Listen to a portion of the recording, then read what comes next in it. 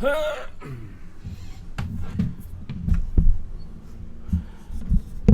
mind the racket.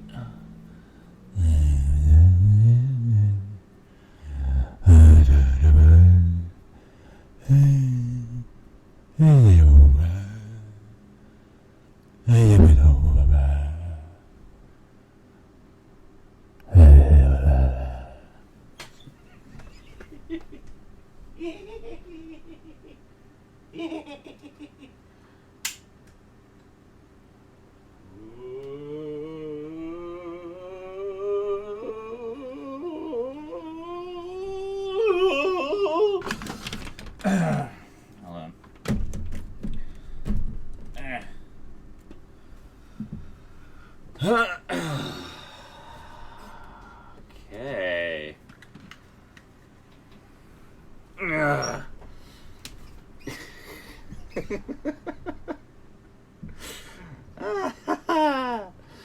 Greetings, everyone, and welcome to another exciting edition of Saturday Night InSaNiTy on... or Saturday Night InSaNiTy. Apparently, I typed the title a little too hastily. Welcome. It's another Saturday. That's oh look, the guys are here. Hi. Hi guys. It's the guys. I don't know where everybody else is. The guys from the geeky.com stuff. Wow.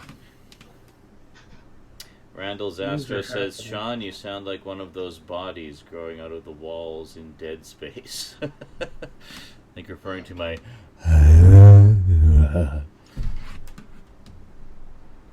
Yeah. I think they actually sound a little different than that, but okay. Cool. Awesome. So what's up? What's up, everybody? Welcome back. Welcome back. James, where you take it out? Oh, there we go. Tasty. Tasty. Funky. Funky fresh.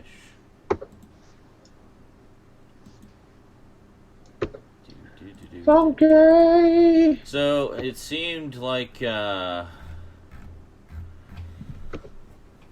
time to start being a little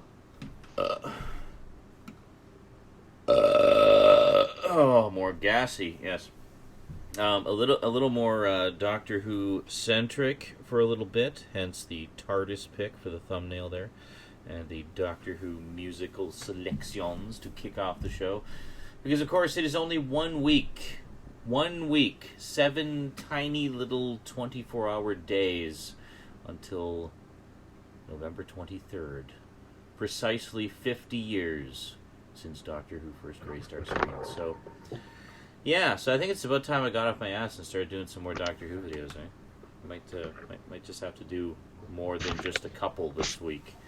Because the 50th anniversary only happens once. It's once in a lifetime. I may be alive for the 75th anniversary if I'm lucky. If I'm really lucky, even the 100th anniversary, but let's not hold our breath. I'd be like 90. I'd be like 91 for the 100th anniversary. Doctor Who! By then, nobody's going to remember what Doctor Who is. I'll just be some crazy old man. What? Why? Some crazy old man with pictures of phone boxes all over his holographic Facebook profile or whatever the fuck it'll be. But, yeah, so 7 days. We had a wonderful mini episode this week, which serves as a prequel to the 50th anniversary. I'm going to say some spoilers now, in case you want to avoid them. I'll leave it up to your discretion. I'll go like this. Oh, wait a minute. I'll go like, ah! When the spoilers are over. Oops, I just pulled my headphones out. So if you want to avoid them, wait until I do this. Alright, spoilers, now. So, mini episode starts off, and typically, and it's a mini episode prequel, and you're allowed to watch it. It's part of the story. So I saw somebody saying, like, there's no spoilers in the mini episode, is it? It's like, it's the story. How can you spoil the story in the story when you're watching the story? Yes, there's spoilers for what you are watching at the time. I don't get how some people's brains work, or rather, don't work. Anyway, in the mini episode, we got a very nice surprise, which leads me to suspect that in a week's time we may be seeing a lot of other very nice surprises. Now, not so many months ago, Stephen Moffat freely admitted at the San Diego Comic-Con that he has been lying through his teeth as to what exactly is in the 50th anniversary special. We've been led to believe that it only features, like, it focuses very heavily on New Who stuff, like the Time War and Doctors 10 and 11, and fans have been outraged for months, saying, like, oh, why aren't any classic Doctors in it and stuff? And, well, we got this mini episode that leads directly into the events of the 50th anniversary special, bridges the gap between the season finale and the special. And it features one of the Doctors. It's not the 10th Doctor. It's not the 11th Doctor. It's not the 12th Doctor. It's not the John Hurt Doctor.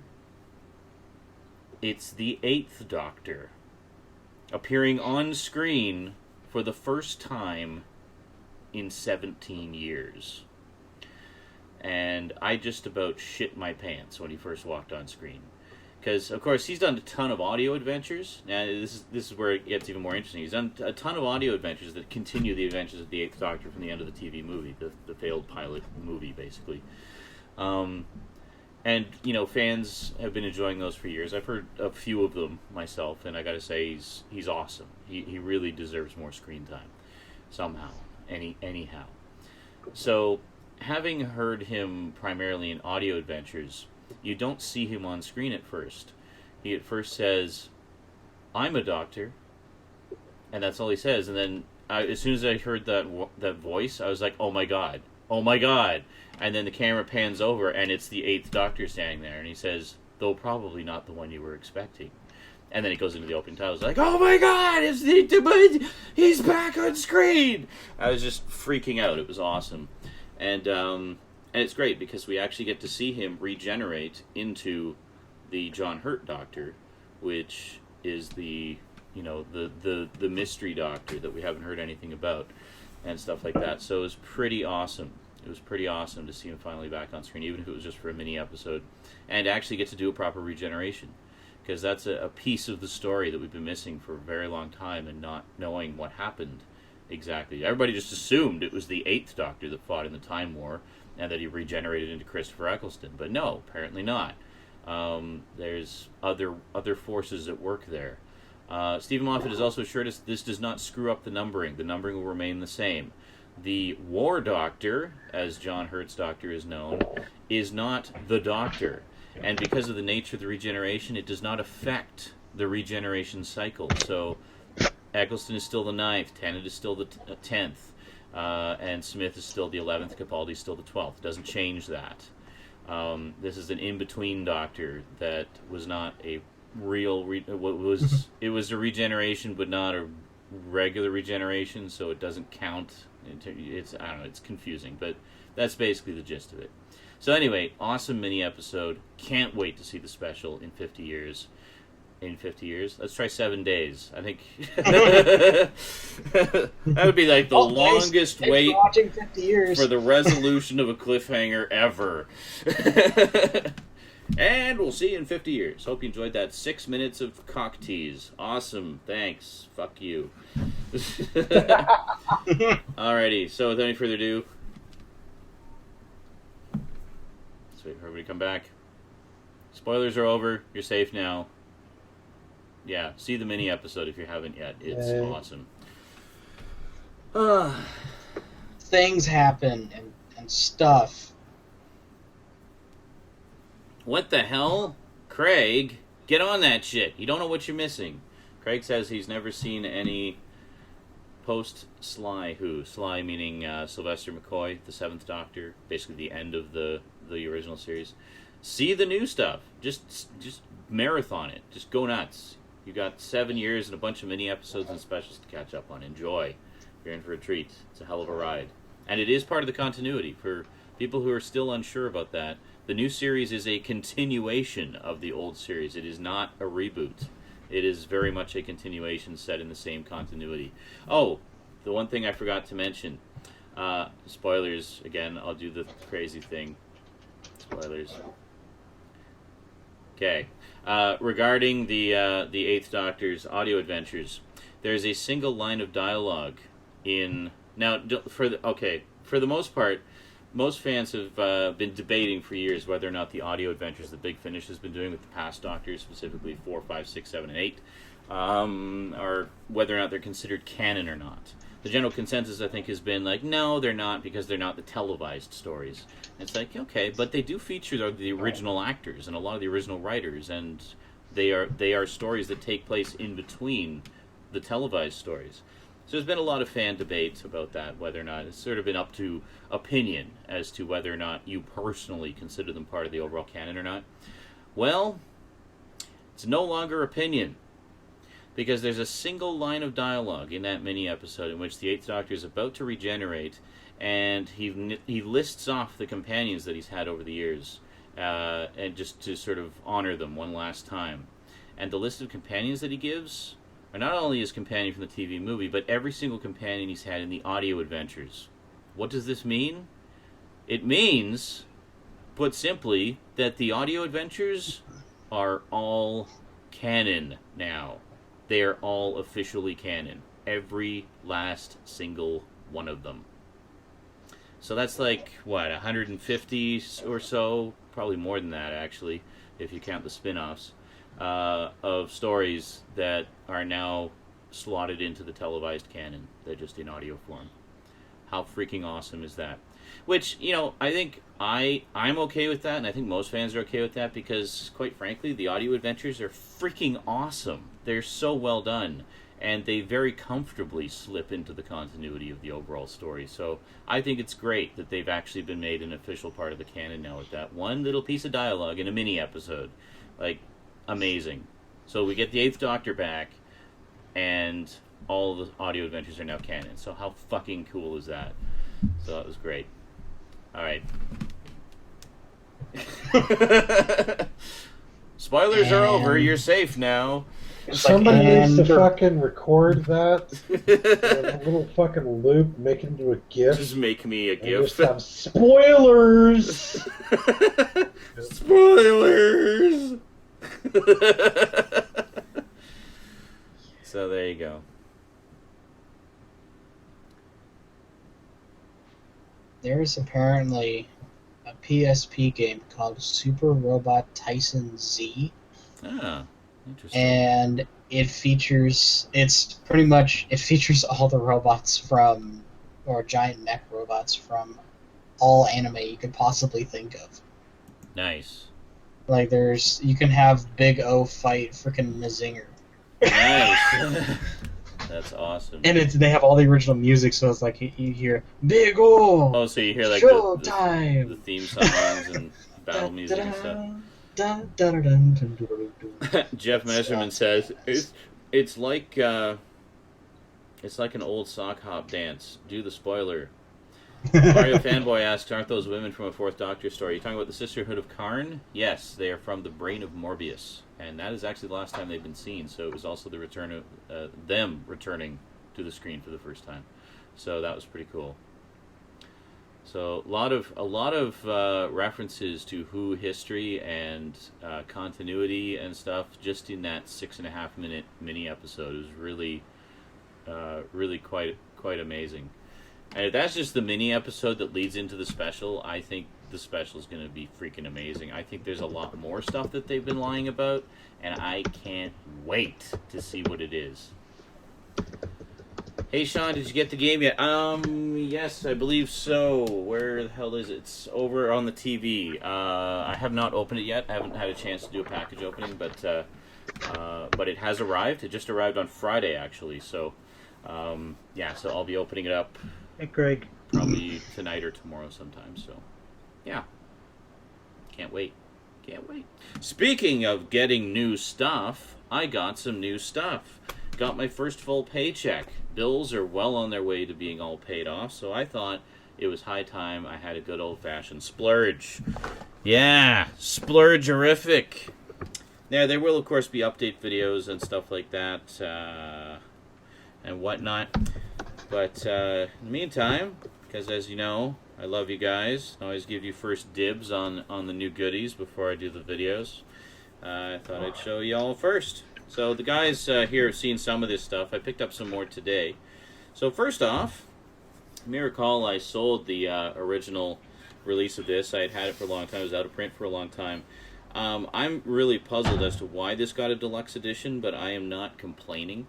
Skinslip was speculating it may be because it's the 20th anniversary of the role-playing game franchise that it was based on. We have the Super Deluxe Edition of Kindred the Embraced. Now, this is a gorgeous, gorgeous set, loaded with stuff. There's a book in here, and you got all 8 episodes of the show. You got extras that we never had before, and there's a letter from the creator talking about the creation and demise of the show, and just a great, great deluxe edition. So very happy to replace my old bare bones edition with this new deluxe one. So there will be a big, big video about this at some point as a nice little companion piece to the one I did about the old set a while ago. Then we got these three are going to be in an update video together, and I've already decided I'm going to call it Silent Screaming, and I'll show you why. We got the Fog Scream Factory Edition. Very, very nice. The local HMV here has a shit ton of Scream Factory stuff. They usually go for about $20-25 a piece, so I'm going to get a couple every paycheck and start building that collection because they really do some outstanding work. And Halloween 3, Season of the Witch. Been wanting to get this one for a while. This is the one copy they had in stock and that I've been fondling for months and waffling about getting. I really like Halloween 3. A lot of people don't because it's not part of the Michael Myers saga, but I really enjoy it as a standalone Halloween-based horror film. This one I just picked up today. It's the 3D version because the 3D version was going for less than the 2D version, which I thought was really odd. It was what, a $2 difference. Got the second Silent Hill movie, Silent Hill Revelation. So actually really, nice. Yeah, actually really looking forward to checking this out. I really liked the first Silent Hill movie. I know some people, the opinion was kind of split on it. But I heard a lot of good things about this one, that it was a lot better than the first one. So I'm really looking forward to checking that one out. Then, let's see, a couple of superhero additions to the superhero collection. I actually just picked these up today. Got the old Captain America movie. Now, this is not the one that was the TV movies. This was the direct-to-video movie directed by Albert Pionne, I think. Yeah. Oh, God. Starring Matt Salinger. This was from Shout Factory, actually.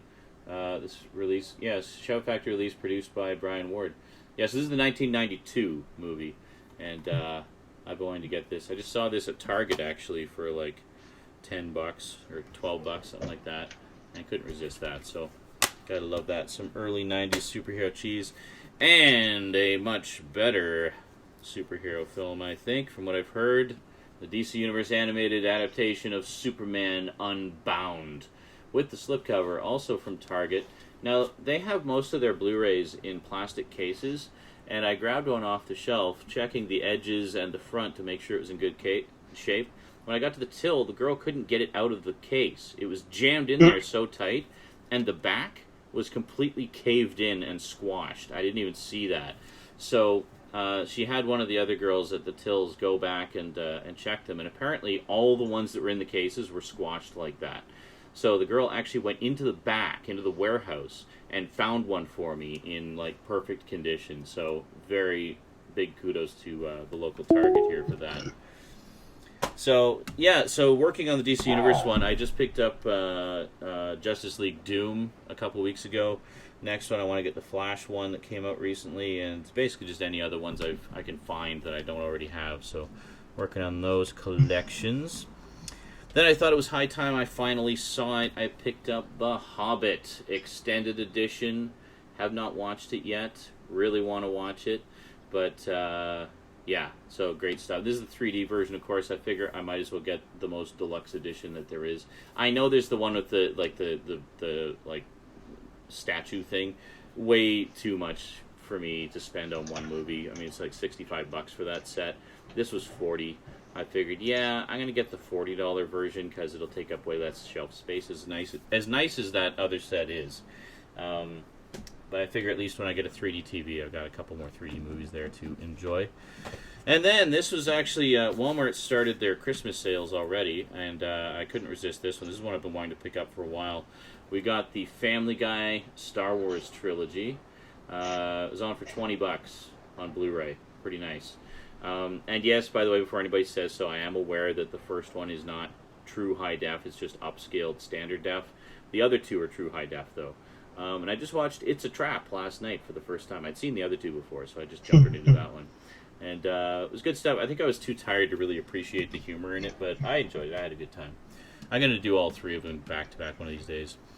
And then finally, last acquisition of the day. This is another thing that I've been wanting for a very long time, specifically this edition, because it's got all the DLC with it. L.A. Noire, the complete edition. Oh, nice. Yes, so I can finally... I couldn't get into it. But... I can finally jump into this one. From what I know about this, I know this is the kind of game I'm going to really dig. I think Stout was playing it a while ago. Did Stout run away? Yeah, he ran away. Okay. Yeah. But I was just going to say, yeah, this has the complete game plus all the additional content. So it's got 5 more cases, some challenge modes, and some different skins and stuff like that, and some different weapons. So pretty cool. Really looking forward to diving into this. And yes, I will Twitch it, of course. And there you go. So that is the big splurge for this paycheck. That's actually going to be the small splurge because I still have bills to pay off, so I just decided to dip a little bit into that. I mean, things are fine now. I mean, it's all in a good place. I can afford to do that. But next month, by next month, all the bills will be caught up, and then I can do big splurges. So, yeah, got my eye on a few box sets that have been taunting me for months. So we'll see how that goes. Sorry, what were you going to say, Garbage Gamer? Something about L.A. Noire? Yeah, I was going to say that his copy of L.A. Noire, when he played and beat it, he sent it to me. Oh, there you go. And I played I think it was 2 stories. Yeah. Got like bored and sold it. 2 cases? 2 cases or whatever? Yeah. Like I said, I didn't really much care for it. Yeah. It's not bad. I mean, it's actually really good. It's just not my kind of game. Just not your So I traded it in at GameStop. Well, there you go. So next on the list. I asked him first. Next on the list for Rockstar stuff is I want to get the Game of the Year edition of Red Dead Redemption, and finally jump into that. Yeah. So, because that's one I've been putting off for far too long, especially loving spaghetti westerns like I do. It's like everybody's just scratching their heads like, what the fuck, man? It's spaghetti western, the game. Why are you not playing it? I know. So yeah, the last few days I've been bitten by the oh my god, I want a PS4 bug. But I finally settled down a little bit, and I realized that every single game that I wanted to play on the PS4, I have on the PC. It's Blacklight Retribution, Warframe, DC Universe Online, PlanetSide 2. I have all these. So it's just like... Thank you, Haji. Oh, just so the guys can see, too. Hold on. There we go. Spoilers!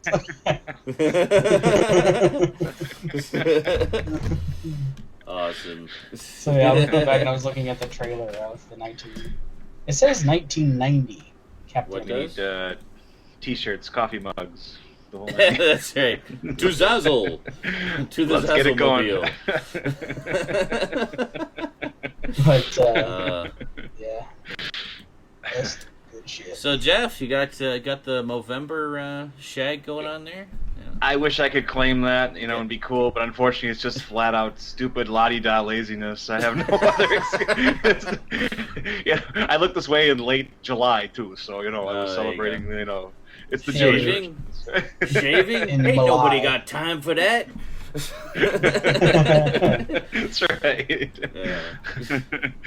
Yeah. My next big splurge is this glorious, beautiful Gachaman Blu-ray that's sitting out there and coming our way in early December. It's the whole first series. It's beautiful for $130. Just gonna turn my camera off there. I think it's making things a little choppy. Sorry. Gachaman. Yeah. Now, is that just the Japanese version? Or does it include Battle of the Planets as well? No Battle of Planets. What it's going to have, though, is it's going to have the when ADV put out their DVDs about 5 or 6 years ago. Yeah. They hired an American cast to do a whole new dub. And it's a great dub. Okay. Yeah, it's really well done. It's well acted. It's not, I mean, it's not Casey Kasem and Wilbur from Mr. Ed doing 7 Zark 7, but but you can toggle between the Japanese soundtrack and the new American dub, and it's they're both great. They're both great, yeah. So it's $130, eh? How many episodes is that anyway? That is about 105, I believe. 105 episodes, and then there was a series 2 after that. Pretty good run. So, yeah. It was only supposed to be like, I guess, 50, but it was wildly popular. Maybe it was the beginning of the whole Sentai, it is kind of like the Super Sentai thing, but in animated form. Yeah. Because they didn't have any giant robots or anything, as I recall, did they? Or well, the Zoltar in the Battle of Planets version, or Bergkatze would turn loose from Spectra. He would turn ample amounts of giant robots on Earth to wreak havoc and destruction. You can tell it's been like a billion years since I've watched it. I just remember the bird costumes, like the bird uniforms. Oh, sure. Yeah. Phoenix Force or whatever. Yeah. I'm introducing my children to it now, and it's hilarious watching them run around the house, and when they want to attack each other, they first yell, "Transmute!" So it's pretty cool. I'm like, uh-oh, Zach's attacking his sisters again. Geek parenting, you're doing it right. Yeah, I'm doing what I can. Taking one for the team here, I gotta... Well, Rosie and I, we've been playing a lot of Little Big Planet and Lego Batman still. Yeah. Still battling our way through Lego Batman. She likes to go back to other levels, and because when you get the new suits, you can access areas that you couldn't access previously. So that game is endless. It's just it just piles upon piles of layers. Well, if you really want to challenge yourself, you can go for like the mini kits and the secret bricks and stuff, and try to 100% it. And I did that with Lego Star Wars. I just went all Star Wars, sure. I just got everything that I possibly could. I got everything I could until I got to things that you could only do with 2 players, and nobody around wanted to play with me. So then you realized you had to be me. Had that problem all my life. Yeah. But see, now Rosie can play with me, so if I can get Lego Star Wars again, I can load up my old game, and we can play. Because I kept the save file. I don't have the game anymore, but I kept the save file, so I will That's what's get great. it again. If we don't get friends to play with us, we'll just make some. That's right. Yeah. That's right. I've been exploring my PS2 library. Oh boy! Whoa! That's Tower of Power. PS3. This is just the games I can play without needing an extra peripheral like a guitar or a drum set. Nice. Yeah, that reminds me, I gotta get the God of War collection again, too. Yep, I've been playing finished Chains. I got the Origins collection. Yeah, I just finished Chains of Olympus. I'm working on Ghost of Sparta right now. Yeah. I'm not playing them in any chronological order, but I'm more just playing the games I haven't played and then just piecing the story together. What is with the choppiness of the sound? Sorry about all the static in the audio there, guys. I don't know what's going on. It's something to do with the streaming. But, yeah, when I will do a God of War month or something on Twitch at some point, and the plan is to do them all in chronological order. So I'll find do the 2 prequels, then do 1, 2, 3, and 4 all back to back. So I still need to reacquire 1 and 2, and I still need to get Ascension, and then I'll have the whole saga. Fucking awesome. Love those games. That was another one, like, I was really late to the God of War party. Like, it took me forever to get around to playing them. I didn't actually play them for the first time until the HD collection came out. and then I played them, and because I kept hearing everybody talking about how good they were and stuff, and I'd seen some trailers, and I thought, oh, yeah, they look okay, I guess. I don't know. Oh. Hack and slash stuff.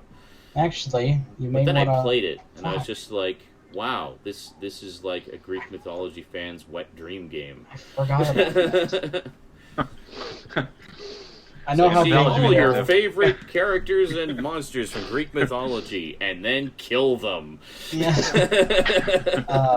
I know how big you are, Sean, into playing things in correct chronological order, like in storyline order. Generally, You yes. may want to wait.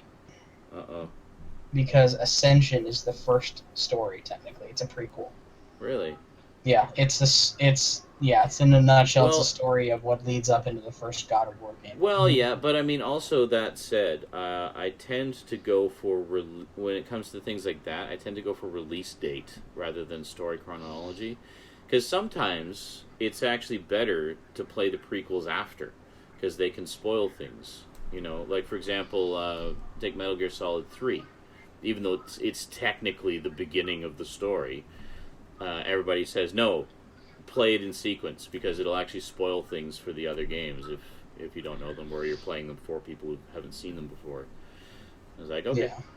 Yeah, that happens in happens in fiction all the time too. If you're reading a series like a fantasy series, and then all of a sudden they'll release a trilogy prequel, and it's like, no, where do you? If you're coming new to the series, where do you start? Do you start where in publication order, or do you read and go? You know, that happens with. So in orders of release, it goes God of War 2, Chains of Olympus, Ghost of Sparta 3, and then Ascension. In actual storyline order, it goes Ascension, Chains of Olympus, God of War, Ghost of Sparta, God of War 2, and then God of War 3. Wait a minute. We're not counting Betrayal, which is a Ghost of Sparta goes between 1 and 2? Ghost of Sparta goes between 1 and 2, yes. It was... Oh, I didn't know that. No. It goes between 2 and 3. It goes between 2 and 3? In release order. In story order, it comes between 1 and 2, yes. Really? See, I was going to start with Chains of Olympus. And then... that would be right. Yeah. Since you don't have Ascension, you would start with Chains of Olympus, then play the first God of War. Yeah, Then go to Ghost of Sparta, then play regardless, God of War 2. I'll play Ascension last, also because in terms of the evolution of the graphics, I think it would be best to save that for last. Actually, even in evolution of graphics, that makes sense, because because Chains of Olympus looks like the first God of War, and Ghost of Sparta looks like God of War 2. Yeah. Oh, okay. So basically, I'm going to do that way. I'll do Chains of Olympus, you would hop God of back War and 1, forth between God of War 2, Ghost of Sparta, God of War 3, and then Ascension. Chains of Olympus, the first God of War, Ghost of Sparta, God of War 2, and then God of War 3. But wait a minute, you said Ghost of Sparta takes place between 2 and 3, right? It does, yeah. God of War 1, Ghost of Sparta, God of War 2. In that case, I'll make an exception with the order. It'll be a mix of continuity and release date order. Yeah, like I said, we're skipping Betrayal, which is canon to the story, but it's mobile. There will be a logic there that will be apparent as you watch the playthroughs. So the order that I will do them then is Chains of Olympus, 1 and 2, Ghost of Sparta, 3, and Ascension. There you go. I think that'll work. Okay. It's hopped backwards around something, but whatever. But that's still just saying. All you did was flip a game and. But that's still story continuity order, other than Ascension. No, it's not. But that's still story continuity. No. Let me speak. The story continuity order, other than Ascension, is what I said. No, it's not. You just said that's the order they go in for continuity. Okay, let me grab the damn boxes and show you. The boxes right here. Okay, we have. So complicated. It shouldn't be complicated. You start with Chains of Olympus. Yes. And the collection. Then you go to God of War 1. Okay, where does Ghost of Sparta take place in the story? Then you go to Ghost of Sparta. So it's between 1 and 2. It's what I've been saying. I thought you said it was between 2 and 3. That's why I was saying that. I was like, No. All right. No, then like I that's said, the order after I'll God do of War them. 1, you play Yes. Ghost of Sparta, and then God of War Okay. 2, and So I'll then be God of War doing 3. them in story continuity order, There you go. other than Ascension, which Other will than be Ascension, last. because you don't Yes. have it. And it's Yes. done. Well, I'll have them all by the time I. It'll be a but- nice, once yeah. you get through the whole story, to see kind of where it all began. Yeah, exactly. It's like when you watch the Star Wars movies and then go back to the prequels to see how it all began, because you really wanted to know that. You really wanted to see Anakin That's a bad Skywalker example, as dude. a 6-year-old.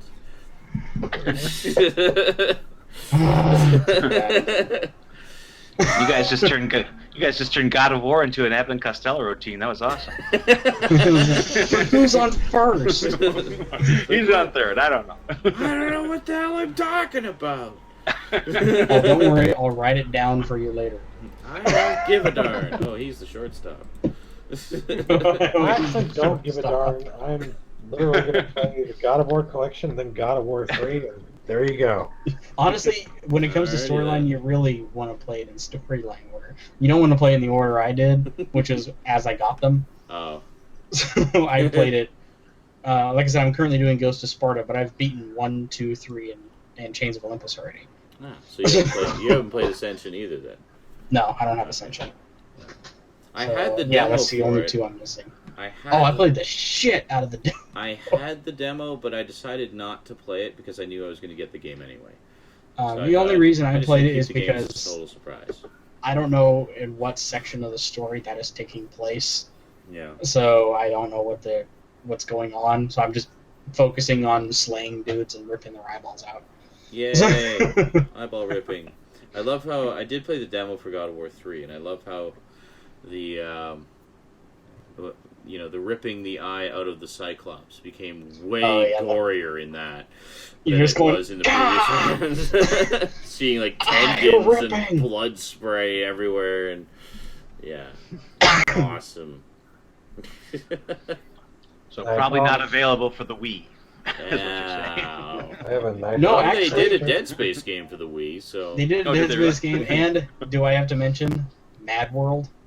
Mad World. I don't know that You've seen Mad I'm not World? familiar with them.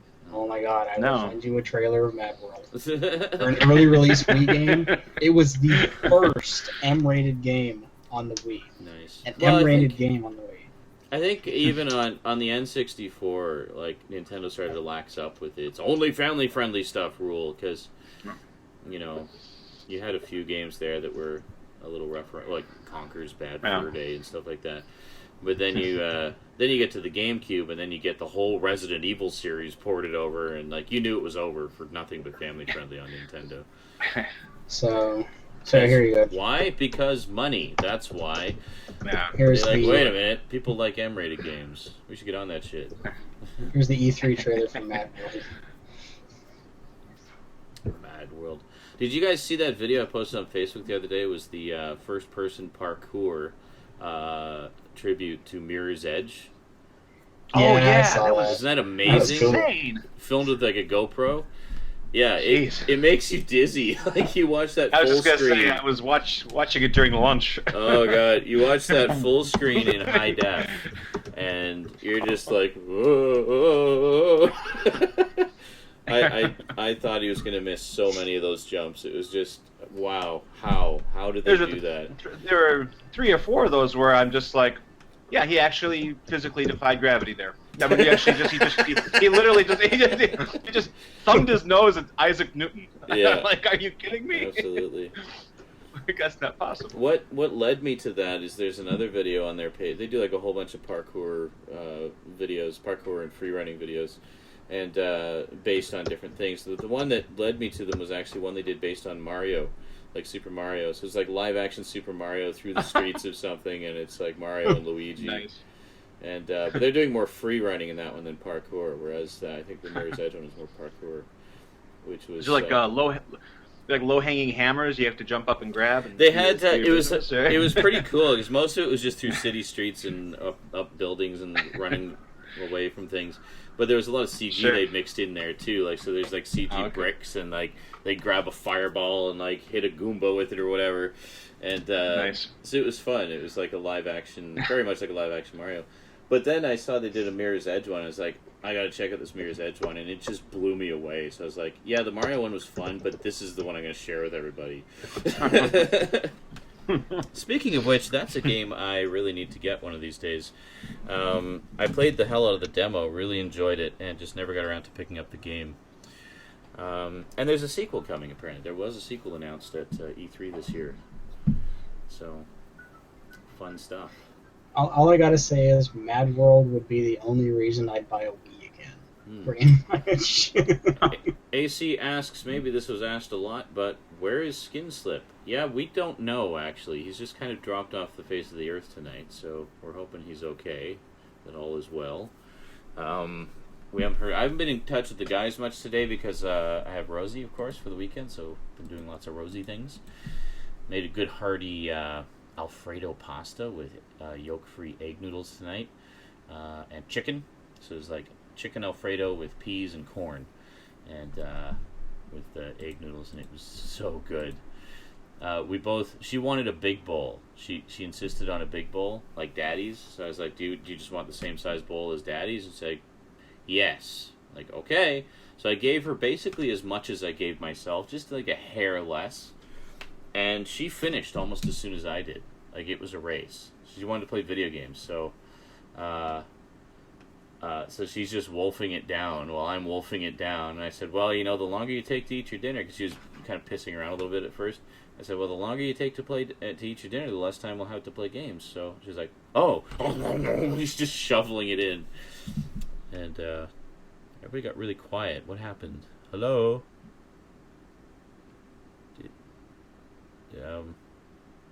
Where'd everybody go? What the hell? I'm just sitting here talking to myself.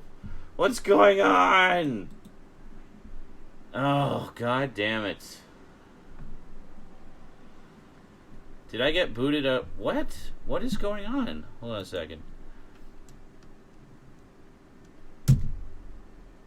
It says I'm still in the Hangout. What the fuck? Alright, hold on. I think it's just Google being Google. Let's try this again here. Alright, as long as you guys are still here. I'm just like, why is it suddenly so quiet? They're just listening in such silent reverence to my story of Rosie eating food. I don't know what happened there. Let's see what happens. Okay. There. What the fuck? Well, you guys probably saw, like, the chat gave me no indication that I had been booted or anything. I was like, I had gotten a message on Facebook saying, does he know? And I'm sitting there just like, oh my god, so I looked at the Hangout, and yeah, sure enough. Okay, Mario Fanboy has chosen to open the can of worms. Says, so how about that YouTube, Google+. Subject of much controversy right now. Now, you may have noticed, you probably saw my Facebook post about it, when they first changed over the comments to the new system, I was furious. I was like, what the fuck are they doing? What logic is there to this? Nobody wants Google+. Fuck off. Stop it. This sucks. I hate it. I had to reconfigure my inbox and just all these things just to be able to get comments. I've sorted all that out. I think we talked about this last week. I've got it basically where comments are sent to my email, and then when they get to my email, they're automatically dumped into a comments folder, so all my comments go straight into a folder. So I basically created my own YouTube inbox in my email, is what that boils down to. So I still have my inbox in somewhat convoluted form. And that's fine. That's working out fine. I figured that I solved that issue. So, but I don't know. It makes it awkward and difficult just that I had to do that in the first place. And a lot of other people just don't know how to do that, and it isn't as easy for them. But over the past week, the flip side of that has been I've been getting way more views and way more subscribers than I've been getting in a very long time. And if you go to the YouTube page, they have that little bell at the top with a number beside it. That's your Google Plus notifications. So I've been clicking on that and seeing, well, what's going on? Like, I don't know where these Google Plus people are coming from and what's going on. Google Plus is still this big cloudy mystery to me. But apparently people are using it, and people are using the features with YouTube. So I looked at the bell to see what kind of things, and there's people not just liking and commenting on my videos, but sharing them all over the freaking place. I don't know where they're going, but all I know is at my end I'm seeing bigger numbers than I used to. So it kind of sucks, but it kind of doesn't suck at the same time. There are benefits. So now I'm thinking, I was about to do a big rant video about it. I signed the petition to change the comments back, but good things are happening. Damn it! Now That's the thing. It's like I'm keep very what confused. you're doing with Google Plus. Just put the comments back. The up. initial, Yeah. well, no. The initial thing with that was, it was annoying as fuck, as Sean pointed out. Really fucking annoying, really fucking stupid. But Yeah. now there are things coming out like, well, actually, I mean, sure, there are these annoying aspects of it, but then one of the things that I like that it does is that it makes that commenting cascaded. So, like, I mean, you can see them as they come out, as they're new or whatnot, Yeah. but now they're also rated.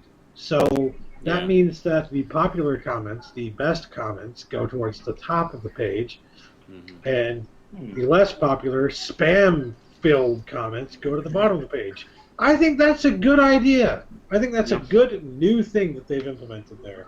Absolutely. On that note, There's- I'm gonna go to the bathroom. The one thing that I wish they would put back though, but see, okay, let me just backtrack a little bit before I get into that. The biggest problem that I think most people had was the fact that the new comment system is not compatible with the old comment system, and that's why we can't respond to old comments anymore. Any comments made with the new comment system, you can reply to on YouTube as normal, but old comments, like pre-changeover, you can no longer reply to. So that's kind of annoying. So it's going to be annoying for a while, That's stupid. not being able to reply to old conversations. But eventually, those old conversations will be so old and will be so pushed so far down, nobody's going to give a shit anyway. So eventually, it'll smooth itself out. But it's annoying. It was especially annoying at the time because there were conversations in progress that I'm sure many of us had going on videos all over the place that we can no longer continue, or we have to start from where we left off in a new comment thread and go from there. But the other thing was with the bell, I noticed, is you get a comment notification in there. You can click on See All Comments within the drop-down. You can actually read and reply to the thread, like the conversation you're having with this person, within the drop-down without ever leaving your main page, or whatever page you're on. That's actually kind of cool. So you have the choice. You can respond and interact with this person in the little bell drop-down thing, or you can go to the video and interact there. So that's kind of neat. YouTube was getting aggressive with me because I wouldn't bind my real name with my YouTube username. They've been pestering me about. Well, they've been pestering me about that for about 6 months now, and I knew full well that it's part of the consolidation. Yeah. And finally today, actually, I always like decline, no, X. I don't want to use my real name. Nope, I don't like my real name. I prefer my. I mean, I'm just making up all these excuses. No. My parents never loved me. I can't drive a car. I'm not, whatever I can pull out of my ass. And finally today, I bound them together, and they were happy. I'm there you go. Fine, but it was see, I think I did that a while ago where I linked them, and don't ask me how I did this because I don't remember. I linked them, but I still show as Zarin Isaac. I don't show as Sean McClane. I think that's what I did too, ultimately, But something weird happened. Now I actually have 2 Google accounts on there, according to YouTube. Yes. They're actually the same. Yep. Absolutely. But they're 2, I guess, profiles. That I just got a Google. The same. Yep. I just got a Google Plus account with my YouTube name. They gave me that. I didn't ask for that, but they gave me that, so now I have that. I'm not going to use that, but I have that. I guess it's not a glitch then. It's just sort of the way it worked if you wanted to. Yeah. It's weird. So, change is hard. Especially for dinosaurs. Well, I guess. Yeah, that is very true, Craig, and that's also a source of much annoyance for people. Like, a lot of people love YouTube and just want to use YouTube, but don't want to have anything to do with Google+. Craig just said, now they won't even let you make a comment if you don't bind them. Meaning, yeah, you have to log into Google+ in order to reply to comments. And I don't know what to tell you. I mean, I think it's silly. It's kind of, if you think about it, it's kind of the logical next step from what they started to do, 2 years ago, saying bind your accounts together, put them together with Google+, and they basically just said, okay, well, we gave you lots of time to do it, now you have to. Yeah. Sorry, but this is what we're doing, and we made this clear 2 years ago. Yeah. It's the unfortunate byproduct of the fact that the good ship YouTube sails under the flagship Google, so that's why you will find them. And I mean, it's like, right. Like, I own YouTube, I'm going to do whatever the fuck I want to with it. And Google says they're not evil, but let's just be honest. Most of the time they're lying when they say that. In fact, I'm Google, so I own they're evil than, big business like Walmart or something, but they're still pretty evil. They're like, and by the way, that's our barge out there.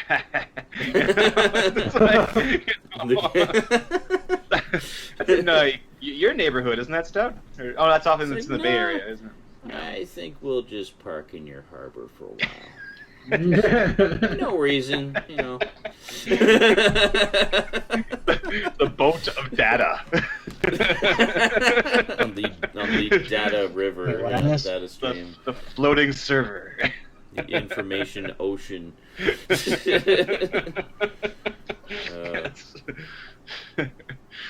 Actually, catching fish and filling them with. I see. Craig says what he meant by that was he went to YouTube and said, "No, I wanted to use Slotha, not Craig White."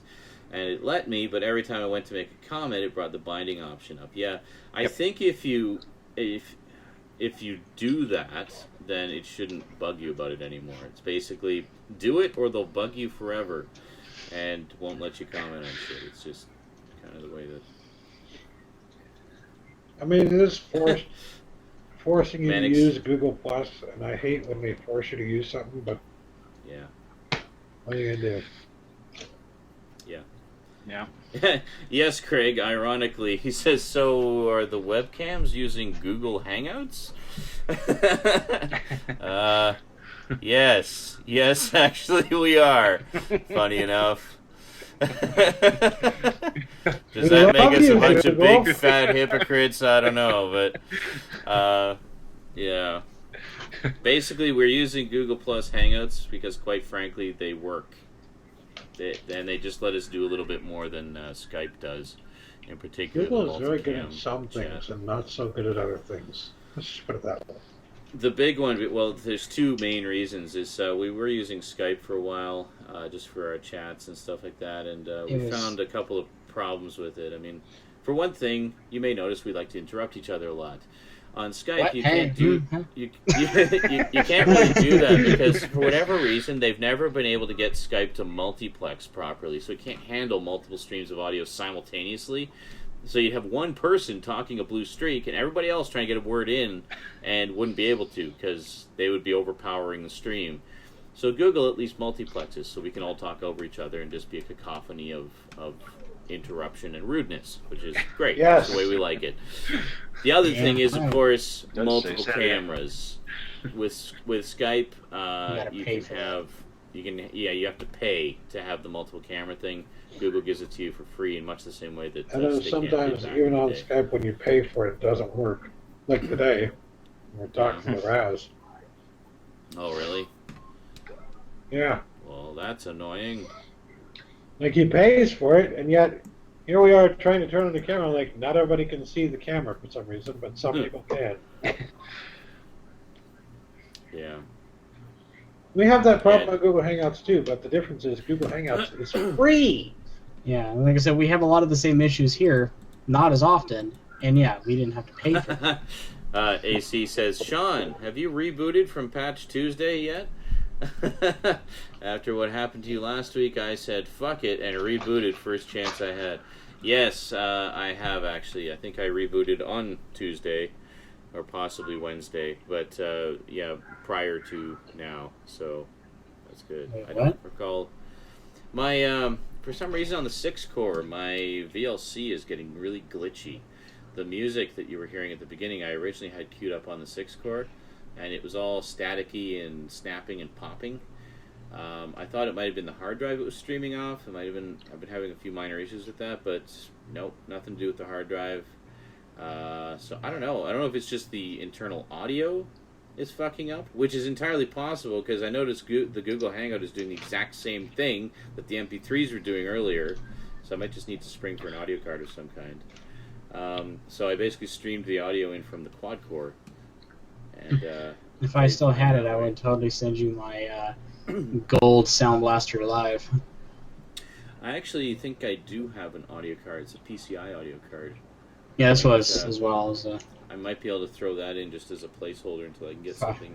5.1 channel surround sound with a working for Windows 7 game port.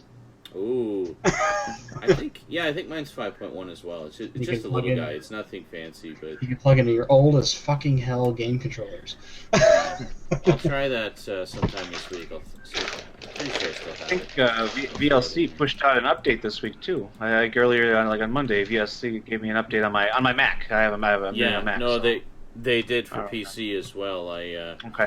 ran the update just in case that was the issue, and I noticed in the update they improved the audio engine. I was all excited, but it didn't change anything. Oh. It heard it out. I think it's a hardware issue. Computers. I think they're still there. Don't get me started. How's your new computer working out there, Stout? I hear if you build one, it actually is the way to go. Oh, I'm sorry.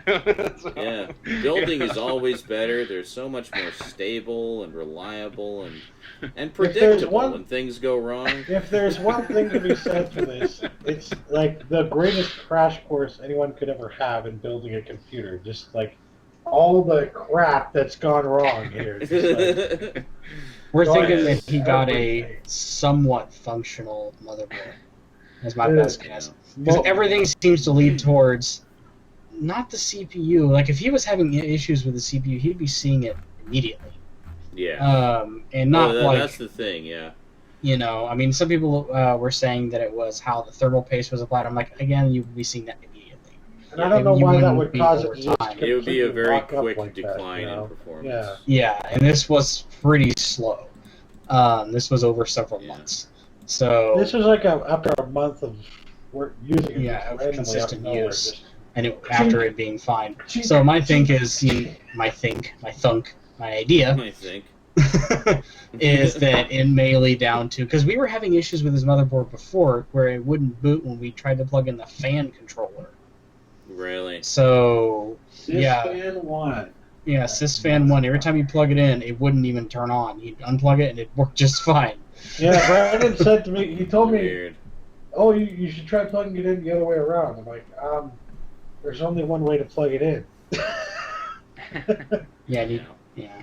So my guess is he just has a motherboard that works, sort of. Yeah. It's got a fault in there somewhere. Bad manufacturing, could be. It's a DOA. It's a dud.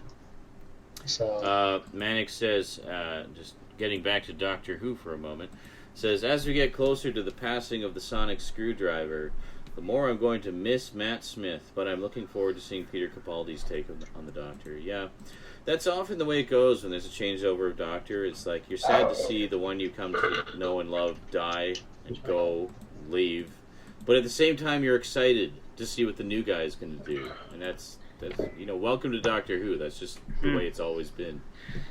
Jonathan says, yeah, Capaldi looks like he has a lot to offer in terms of taking us back to older Doctors rather than all the young Doctors, which are still great. I agree. No, it's good. I'm glad they're actually having the balls to mix it up and not staying with the young, sexy Doctors indefinitely. When Tom Baker fell off that tower, right? No, it's so spoiler. Actually, that is a spoiler because we haven't got to Tom Baker in our marathons yet, so watch it. Shit! Well, gee, thanks, I'm not going to watch anything with Tom Baker. We're still going to regenerate. We're still working our way through John Pertwee, so yeah. Who's Tom Baker? Never mind. It's nobody. It's not important. Basically, he was the guy who worked on the TARDIS. One screwdriver is another big deal. But no, that's right. Yeah, he was the maintenance guy. When that event happened, it was like, he was like losing a family member. I mean, just moping around. And of course, back then you couldn't talk to anybody about it. Now it's popular. Back then, people at school were like, "What's your problem?" I'm like, he fell at the. I can't tell you. Died. The doctor's gone. Now there's support groups. We didn't have that. Non-support groups. Yeah, I think I'm in one. I think I'm actually here. We are. Yes, this is it. Yes. Hello, my name is Jeff. I'm a Doctor Who fan. Hi, Jeff. Never got over the tower. Never got over the tower. That particular story was the first time I had ever experienced regeneration. I had no idea that was a thing. Right. No. Yes. So I didn't know anything about it. Like, I had been watching the Tom Baker adventures, but not from the very first one of his. I'd sort of come in a couple adventures in. So we have it was a while identical. before I saw the first one. Because the first one, I think they recap the regeneration, so you see it at the very beginning. Right. But, so I had no idea. So I thought it was just another cliffhanger. Where it's like, whoa, he turned into somebody else. It's like, oh, so I guess the next story, he'll be this guy, and then he'll go back to being the Tom Baker again, right? Yeah. That's the way it works, right? But no. No. I actually, our local bookseller, I had to pick up the paperback of that particular episode because they used to publish individual paperbacks for the stories, and and then I had to read, I had to launch forward to the ending to read it, and it says that's where I saw the word regeneration. And I'm like, oh, he's done. He's off to do commercials. he's gonna go do commercials and stuff now. Okay. Is that how it works? Yeah, exactly. So he's done. Yeah. So. I liked the novelizations. I mean, for a long time, it was the only way we could experience a lot of the missing episodes because there weren't a lot of repeats back in the day. And just before they were all on video and stuff. And then also, even the novelizations of the existing episodes were often quite interesting because they would add stuff to them. Yeah. So you get a lot of, especially the later adaptations, I found they did a lot of, they would often get the people who wrote the original, like the scripts to write the novelization. So, I mean, obviously they're going to know their own characters, and in some of them you really get into the characters' heads in ways that you could never do on television, and it's a great companion to the show, I find. Fun reads, goals. Oh yeah, for sure. Yeah. One of my goals is to get the set of those as well. So like DVDs first, novelization second. Just like bury myself in Doctor Who lore. Absolutely. I noticed at the beginning of your pre-show there, you had the camera trained upon your collection there, if I was not mistaken. The collection, it's been a while, I think, since I've zoomed in on the DVD collection. I thought folks might want a closer look, see how it's coming along. Absolutely. My wife walked in the room and she said, "What is that?" And I said, "That would be a man in Canada's Doctor Who collection." She said, "That's staggering." She said, "Could it possibly?" I said, "Oh yes, it's that much." So she wants to. She's given me carte blanche to go after them. So I'm gonna there you go. Which is, I'm like, you don't want it. Are you serious? I get them writing. I'll hook you up with my eBay connections. Much appreciated. Much appreciated. Yeah. And Big Finish, yes. Mario Fanboy says, and Big Finish third? Yes, Big Finish will be third. Also, the comics. I really want to get the collected editions of the comics. I'm way behind in those. Panini Books has been putting out great magazine-size collected editions of the Doctor Who magazine comic strips. Way back from the very first ones, which were Tom Baker stories, all the way through to the most recent ones. And And the that's, daily newspaper strip. It was a daily no, it's a London monthly. Times type of thing? It's a monthly magazine, and they often have like an 8 or 9 page Doctor Who comic in it. Often a serialized story that'll run over several months. So it's structured much like the old show, where they'll leave off with cliffhangers and stuff. And they're great. I mean, they literally get some of the best writers and best artists in the biz to do them. Like the original ones from the early issues featured Tom Baker and Peter Davison, of course, and the artwork was by Dave Gibbons, who you may know from The Watchmen. Watchmen, right. Yeah. That was actually the Doctor Who comics that were my introduction to his artwork. So when I heard about Watchmen, I was like, Dave Gibbons, the Doctor Who guy, is doing the artwork? That's awesome! Nice. So, but there's been some really good ones. John Ridgway was another one. He did a lot of the Sixth Doctor strips, and just an amazing artist. Really, a lot of detail. I mean, you really feel like you're looking through a window into these alien worlds that he's visiting. And I was really happy. They've been doing a 50th anniversary miniseries of comics called Prisoners of Time. And it's a 12-issue miniseries. Each issue features a different doctor, and it's about this guy who's kidnapping all his companions. And so you have like an adventure with one of the doctors. Starts with the first Doctor and goes all the way through. I've just got the second volume, which goes up to the 8th Doctor. But I noticed when they did the 6th Doctor issue, they actually got John Ridgway back to do the artwork. I was so stoked. It's like, oh my god, they got... Wow. Those published only in the UK, or could you get them in North America too? No, you can get them here too. Yeah, no. I gotta open my eyes. Okay. Yeah, they're. I think the final volume is coming out next month, and then they're also putting out a collected edition of all 12 parts. But, Okay. But I've been getting the collected editions. They've been doing like 4 issues per collection, so I've just been getting the individual volumes as they come out. Or you can get the individual issues if you really can't wait. So, speaking of classic old video games... How many Doctor Who DVDs are there? Oh, god damn it. Which? Well, I was just trying to... Sorry. I was that like 5 minutes ago. Currently, in my collection, I have 87. How many are there in existence? There's roughly 120 releases. Jesus. A little bit more now because of the missing episodes and the special edition re-releases of many of them. So I have it listed as 127. I have if each of them costs $30. Which they don't. Some are more, some are less. Yeah. Most are less, actually. You're gonna be paying about $4,000. Yeah, I think I did the math at one point, and it'd be like about three to 4 grand. Don't do the math. It's too painful. Don't do the math. About 3 to 4 grand. So I was hoping to finish the collection by the anniversary date. That's just not going to happen. But given that things are almost effort. Yes, well, definitely. I think 80. Considering I had 0 at the beginning of this year, and I now have 87. Oh wow! So you that's impressive. You just started this year. Yes, I think I've done okay. I had about 20 or so a few years back, but I ended up selling all of them. So this was the rebuilding of the collection from the ground up.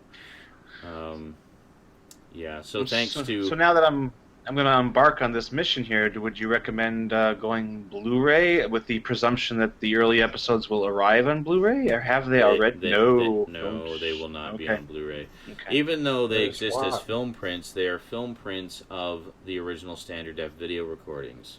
They were just transferred to film to make overseas, sales easier. Sure. They wouldn't have to do the reverse standards conversion or whatever. But it's still only standard def quality. The only one that is on Blu-ray is John Pertwee's first story, Spearhead from Space, because it was the only one in the entire history of the show shot on film. Right, shot on film. Right. I remember that. Okay. Yep. Yeah. Okay. The way that's good to know, actually. Way it was traditionally done, and you may already know this, is they would do, and this was actually the way all BBC shows were done at the time, Doctor Who was no exception, was they would only shoot location stuff on film. So if they were out of the studio, they would do it on film just because the studio cameras weren't portable. So they would do the outdoor stuff on film, studio stuff on video.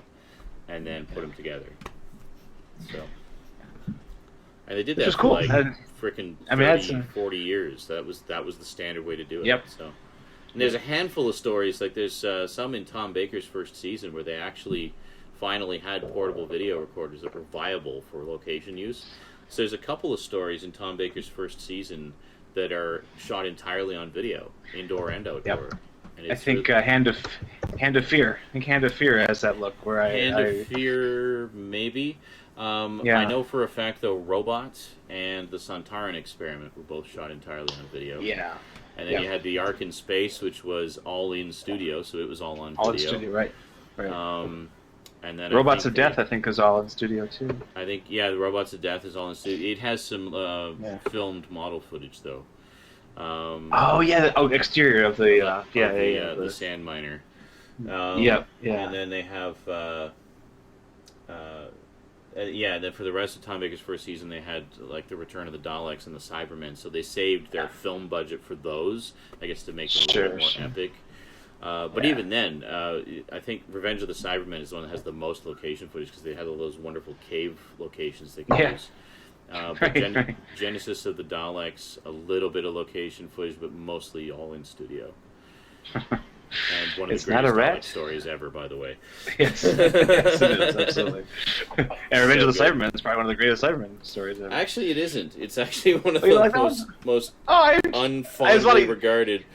But there's a lot of humor in that one, and that's why I like it so much. I mean, that one for me is really because Harry is just like unhinged in that one. He's just a dope. He's just bumbling around and Harry was great. I loved Harry. And actually, speaking of the Target novelizations, Ian Marter, who played Harry, actually wrote a bunch of them. I didn't know that. Yeah, he was generally considered to be one of the better writers of them too. Sadly, I think he only did about half a dozen or so, and then he passed away. Actually, he died really young. He was only in like his 40s or 50s. But I love Harry. He was great. Good foil. It's such a shame he was in so few stories. Like, I would have liked to see him stick around for a while. Yeah, he's good spin-off character. Yeah, like the Jeffersons were to Archie Bunker. You know? He did.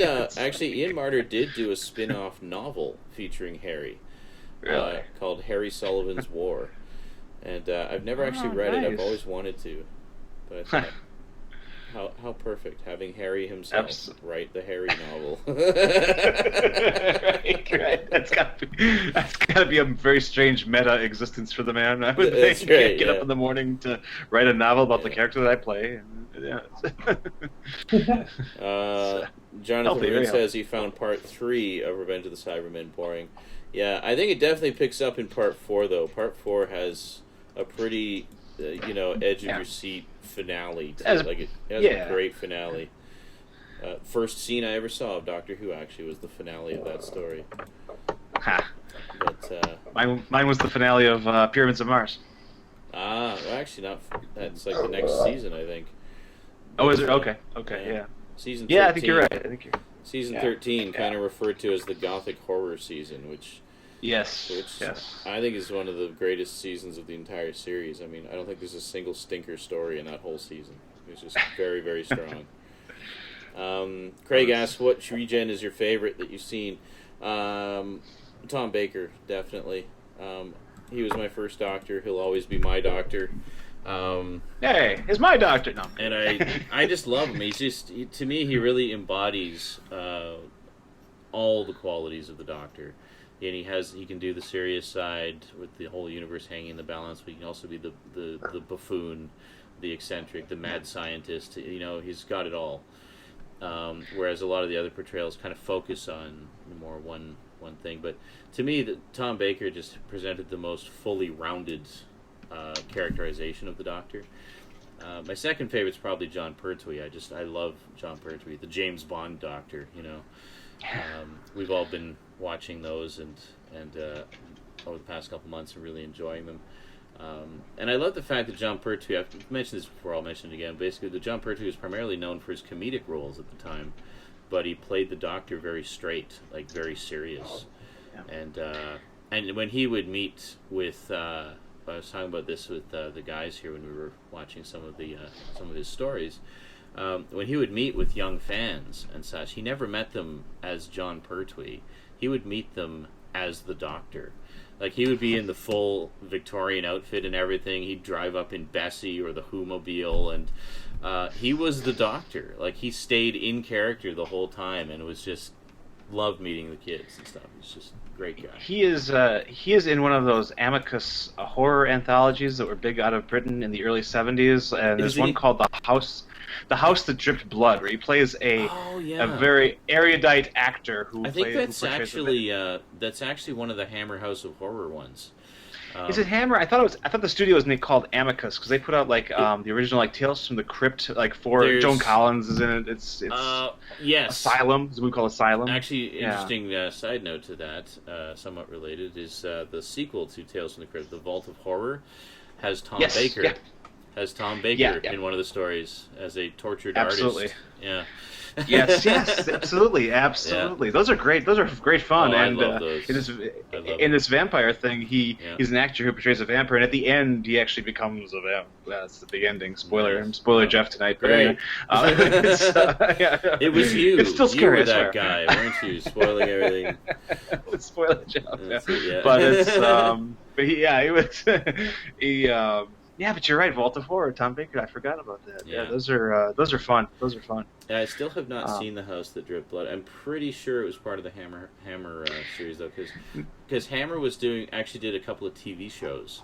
One of which was the Hammer House of Horror, which I saw sort of a compilation version of it that it was an hour-long show, and it was an anthology show, and they did a compilation of 10 of the 13 episodes into 2-hour movies.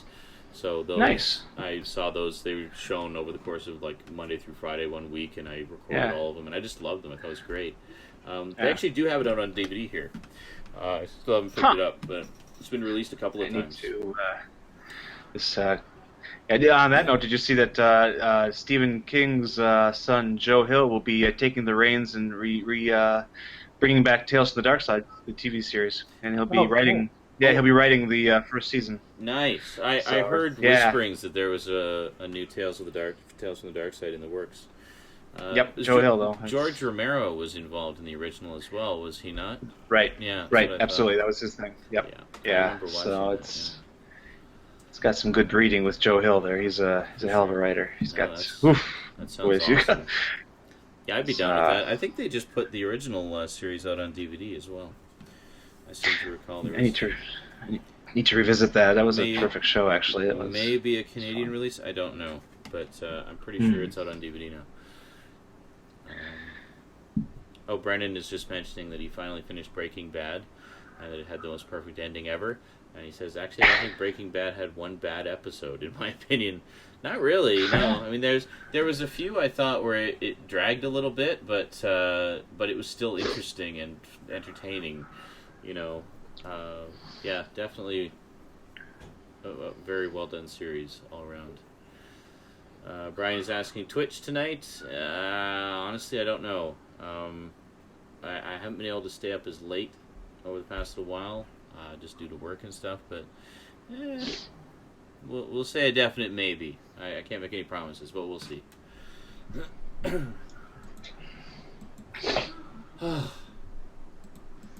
Now that I've talked my face off.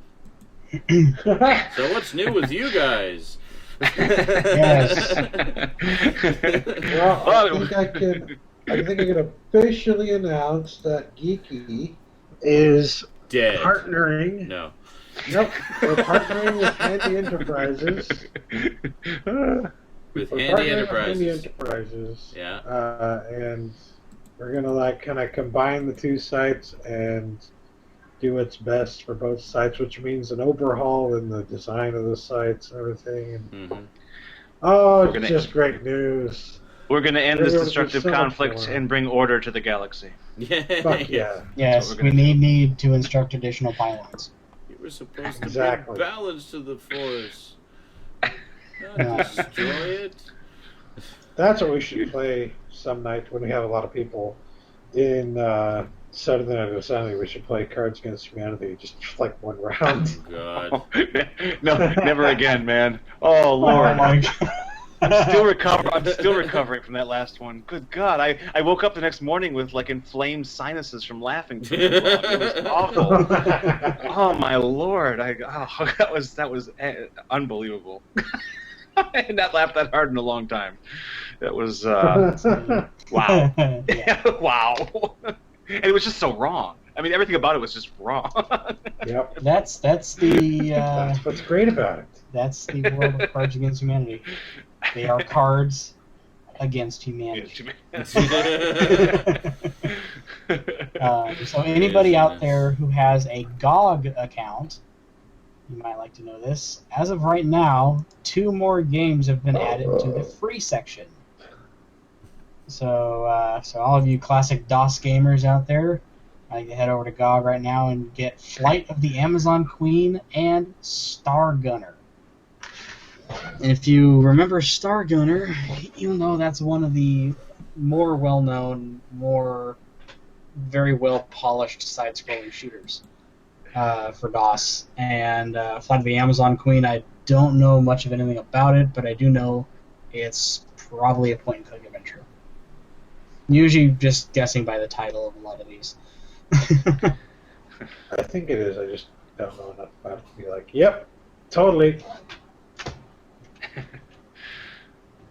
Yeah, my first experience with a DOS-like text game, which was probably 1980 or 79, was walking into a Radio Shack, and as a kid, obviously, and I see the screen on a, what is that, Tandy or TSR, whatever those machines they used to sell at Radio Shack were, and it says, you've encountered a dragon. What do you want to do? Go left, go right, go up, down, down. And I'm just looking around, no one's around, so I started just typing away. I'm just hammering away. And the clerk also screams from across the like, stop! Because I guess he was like progressing in the game, and I just like send him back. Like, I think I just had him fall into the spider pit or something. Like, oh, sorry about that. What game like, was go it? right, go left. I don't know. It was one of those, there were so many of one those of the text like adventures. It's like, he's fighting a dragon. Yeah. I'm going to have him derp in a circle, shove his sword up his ass, and fall backwards down a spider pit. No! Right. So, yeah, I did not make a friend that day. Excuse me. I used to play a lot of those old text adventures back in the day. Loved them.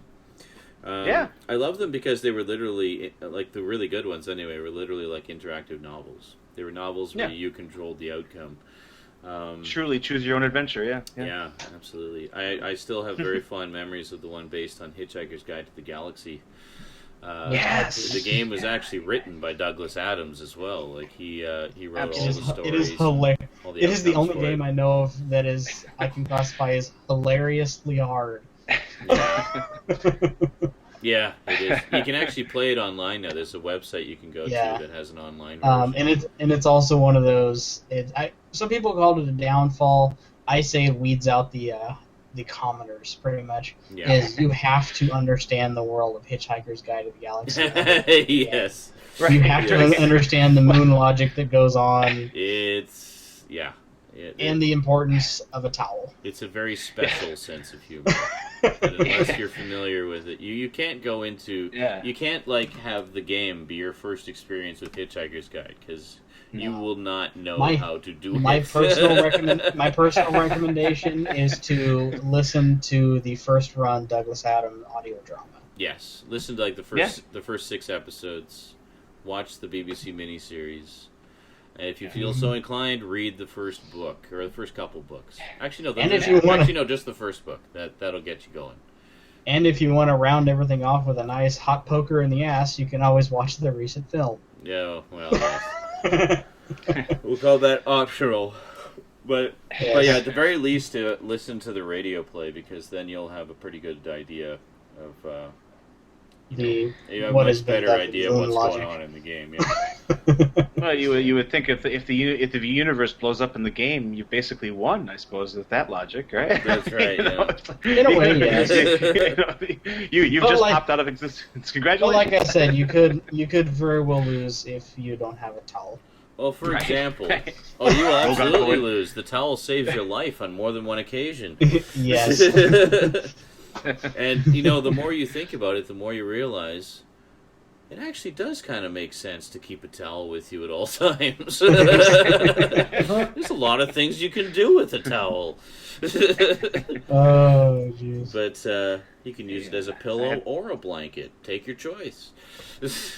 But, yeah, I had the opportunity to interview. I interviewed Douglas Adams for my college newspaper when he was on the Mostly Harmless tour when after the 5th book came out. And I mean, it was face to face. It wasn't even like on the phone. I was hoping it'd be on the phone because I'm like, I cannot be this stuttering lunatic in front of a god of mine. I said, I begged the editor. He said, Jeff, you're a geek. Go interview Douglas Adams. Like, no, give it to somebody else. Give it to the sports editor. Don't give it to me. You don't want this. And he gave it to me. And I have the audio tape, and it's cringeworthy. Oh my god! Find it. Find it and digitize it. I will. Dude, the lost Douglas Adams interview. You have to. For humanity. Oh, yeah, with You were probably... Maybe they should have This is a bad Hitchhiker's Guide joke, but you're running through your head. Don't panic. Don't panic. Don't panic. Don't panic, yeah. The funniest part of the tape won't be Adams. It'll be the stuttering Jewish prick from Milwaukee in the room with him. Hello, Mr. It wasn't good. It wasn't a good scene. It was not a good scene. Never meet your gods. That's one of my big lessons in life. Don't meet your gods. I know. For the uninitiated, to give you some idea of the kind of twisted logic that you need to be able to wrap your head around in order to successfully make your way through the Hitchhiker's Guide game. At one point in the game, it's very British. I'll put it that way. Part of the humor is very British. So you have to have a basic understanding of British humor to begin with. But a lot of it is very universal. But anyway, one of the big goals in the game is to acquire tea, and not just to drink, but to I won't get into that. But you need tea, and there's this Nutrimant machine, which is basically a food replicator kind of machine, where share and enjoy. Hold on, I'm being summoned. I'll tell you in a moment. Cliffhanger. Has been summoned by the young lady. But yes, very much. You'll find out in a moment the wonderful world of Douglas Adams' mind. God, the way that guy's mind works is so twisted. Worked, unfortunately. It worked, yes. Past tense. Dare I say, okay, again, this is going back to really old classic DOS games, for all you DOS gamers out there. It borders Sierra logic, if that means anything to you. When it comes to point-and-click adventure games from Sierra, like King's Quest, Space Quest, and Police Quest, they're very much in the same vein of, put gem in mouth. Throw custard pie at Yeti to kill it. Yeah, that kind of thing. Yeah, yep. So well, Adams... Sean was mentioning how it's so distinctly British humor. Adams actually, I believe, wrote for only one episode of the Old Flying Circus show. I think he was one of his earliest writing gigs. And then he had written on, I'm sure Sean knows this too, I believe had written one Doctor Who episode, or at least was a story consultant or story editor on the series for one season. So during the Tom Baker years, oddly enough. So. Yeah, he definitely comes from that breeding, that stock of irreverent UK hilarity. So, hilarity. It did take me quite a while. When I was younger, really the only British humor that I got was Monty Python. As I got older, I slowly grew my taste for... Actually, the first show I remember weaning off from Monty Python to something else was actually Father Ted. Yeah. Because I absolutely loved the elder priest. The one that just kept asking for alcohol. PBS used to show that. He'd sit there and he just out of nowhere, you're having a conversation, and just literally out of fucking nowhere, he'll just in the background go, "Drink!" Right. I'm like, he'll be sitting there like with this derp look on his face, and his head will be on fire for no reason. It's just like, okay. So, And it was that I literally jumped. I did some pretty wild jumps. I went from Monty Python to Father Ted to Shaun of the Dead. That's it's a natural pretty progression. It's a pretty interesting progression, going from really old but not as old, to came out like last year. You know? Yeah, absolutely. And then I've been hooked on British comedy and humor ever since. You know, I have Shaun of the Dead, I got Hot Fuzz, I've seen Paul, I've seen, you know. Have you done the Rowan Atkinson stuff, like Blackadder and that type of thing? I need to go back and do more. I love Rowan Atkinson. I love Mr. Bean. Yeah. I saw Mr. Bean's Holiday Bean's like multiple times. That movie's fucking hilarious. Mostly because there are scenes in that movie that actually reenact a lot of his older Mr. Bean stories. Yeah. Like there's the greatest hits movie. Yeah. Yeah, there's the ever popular Mr. Bean eats food he doesn't like at a restaurant. Right. And then it's done in Mr. Bean's Holiday where he orders food he doesn't understand, and he ends up getting this plate of like almost live sushi. And he's taking like the crawfish and he's just biting the head off. Doing it. Nice. And he like barfs it into a lady's purse. It's freaking hilarious. Nice.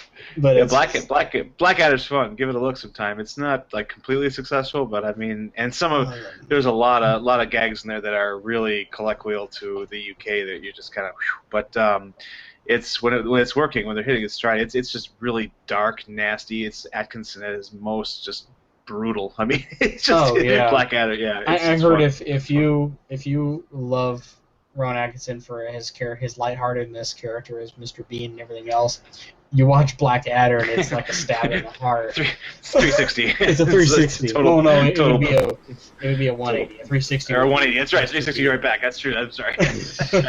I spun that wheel too far. Whoa. Spin it back.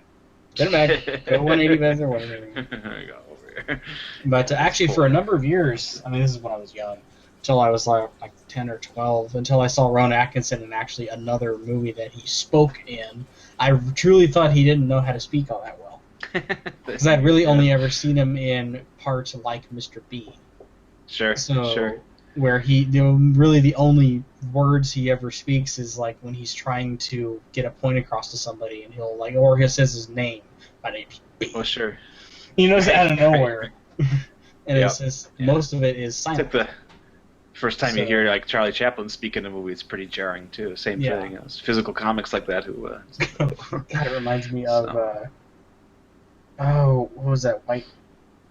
No. It wasn't White Christmas. It was Singing in the Rain, where the whole plot line of they're starting to get talking pictures, and they put the microphone in the bush. I can't stand it. Oh, there's an old movie reference for you. No, it's Singing in the Rain is great. It's awesome. That's a one. Singing in the Rain. It's a one scene. I got the Blu-ray. Nice. What is it? 50th anniversary? 20th anniversary? 25th? I don't know. That's one of those. But speaking of that, White Christmas is on Netflix. Oh, it isn't. It's in HD on Netflix. Nice. So, it's actually, I mean, the musical numbers are cool, and the storyline. It's actually a remake of an earlier film called Holiday Inn with Bing Crosby again. Yeah, it's very much a carbon as much copy, as really. I appreciate the movie, it is very much you only need to watch it once a year. You know what? It's not a habit-forming movie. No, you watch it anytime you want after Thanksgiving, up until Christmas, and then you please, for the love of God, don't speak of it again until the next holiday. I mean, it's a really neat like historical snapshot of time of where the country was at, you know, psychologically. Oh, the opening scene in that movie is like perfect. War stuff. Yeah, the war play that's going on, pretty much. Yeah. Our I live in a really small suburb of Milwaukee. We have a little revival house, like old theater, actual like 500-seat theater that plays old movies, and then at the Christmas time they get, and they switched over to a digital projection last year, so really crisp version of White Christmas played last year. It was fun to watch, and you really get that stark Technicolor look. I mean, it's fun to watch. But like you said, I think it's cool me for the year. That nowadays we're kind of in the, we get really high quality on Blu-ray with modern films, but it still will never look as good as it does in the theaters. Now it's a reversal with older films. Now with Blu-ray is that we can watch movies on 60-inch TVs that these movies have never looked this good. We're watching these in a higher quality than it was originally shown in theaters. And it's mind-boggling to think that, we're watching Singing in the Rain, we can combine these two, The Day the Earth Stood Still, stuff like that, Night of the Living Dead, and stuff like that, and these Blu-ray releases, and they're so crisp and beautiful. They are higher resolution and quality than what was originally shown, and that just blows my mind. It's great when they get a painstaking restoration going on like that too, where you just every frame has been with gloves handled by these guys who are restoring them. So it's like I said, the Singing in the Rain Blu-ray is fucking gorgeous. I gotta pick that up. A beautiful restoration of that movie. Definitely need to get my hands on that. So T. So we were talking about T. It's one of the primary goals of the game. It is your epic quest. Well, a significant part of it is to figure out a way to get tea. Now, the Nutrimat machine, the food replicator thing, can produce advanced tea substitute, but it's horrible and it's nothing like real tea. And I think if you drink it, you die. So you can have tea, so for a large portion of the game, you have in your possession advanced tea substitute and no tea. It actually lists no tea as an item in your inventory. So you have to figure out a way to have both tea and no tea simultaneously. And the way you do this is by taking some kind of transporter thing into your own brain and removing your common sense, which appears as a small black lump of matter in your brain. You remove the common sense, put it in your pocket, and leave your brain before you return to normal size, and then you are able to possess both tea and no tea simultaneously, and thus progress through the game. And that's just a small taste of the kind of logic that you need to be able to wrap your head around for the Hitchhiker. Yeah, I was explaining it. The easiest way I can explain it to them was it was very much in the vein of Sierra logic from the 90s. Time to get lazed. Is it ridged for your pleasure? No. See, Sierra logic actually made no sense. At least with Hitchhiker's Guide, it was, there was a sense to it. You just needed to be able to think that way. Well, no, Sierra logic made sense in a very twisted, fucked up, weird way. In the same way as Hitchhiker's Guide. Like, the one example I made was the cream pie to the Yeti's face. Mm-hmm. In King's Quest V, where you walk across the edge of the snowy hill mountain and you're faced with a Yeti who kills you when he gets near you. Mm-hmm. So what you do is you have to make sure that before you go to the mountain that you save this mysterious talking person in a pile of hay who's being attacked by ants. So you got to lure the ants away. He thanks you for saving him by giving you a coin. That coin is the exact amount to buy a custard pie. That he happens to have an extra one. So you buy a custard pie, go up to the mountain, and when you face the Yeti, you throw the pie in his face, causing him to slip and fall off the mountain. Sierra logic. So you don't want to just go and face the Yeti right away unless you have that. No. Actually, it's one of those. It's a game breaker. If you don't get that custard pie and not eat it, because you have the option to eat it. and you don't eat it, or you eat it or you don't have it when you get up there, yeah, you literally cannot progress through the game. You have to. It's one of those, unless you're smart and have been saving every step you go, you got to start the whole game over again. Because you can't go back. Once you go up the mountain, yeah, it's a continuation point. There's no one-way back from there. Because I think it's either like a path falls, like a twig breaks or something that prevents your path back. Yeah, Hitchhiker's Guide has moments like that too.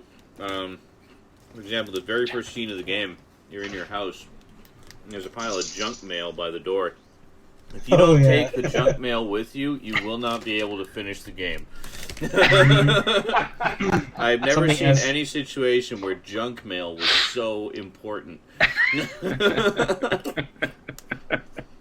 Again, that tea conundrum is how the restaurant at the end of the universe book started, because I think Arthur was he tied up the computers because he was looking for the perfect cup of tea, and it kept giving him this sludge. He'd spit it out and say, "This is awful. This is not tea." And the machine is really cheerful. It's just like, "Yes, sir. Well, if you have a complaint, make sure you lodge it with the Sub-Ether Corporation." He's like, "No, I just want a cup of tea." I'm gonna. And finally, the machine says, "I'm going to need extra help on this." So he ties up the ship computer just at the time when they're about to be attacked by Vogons. So.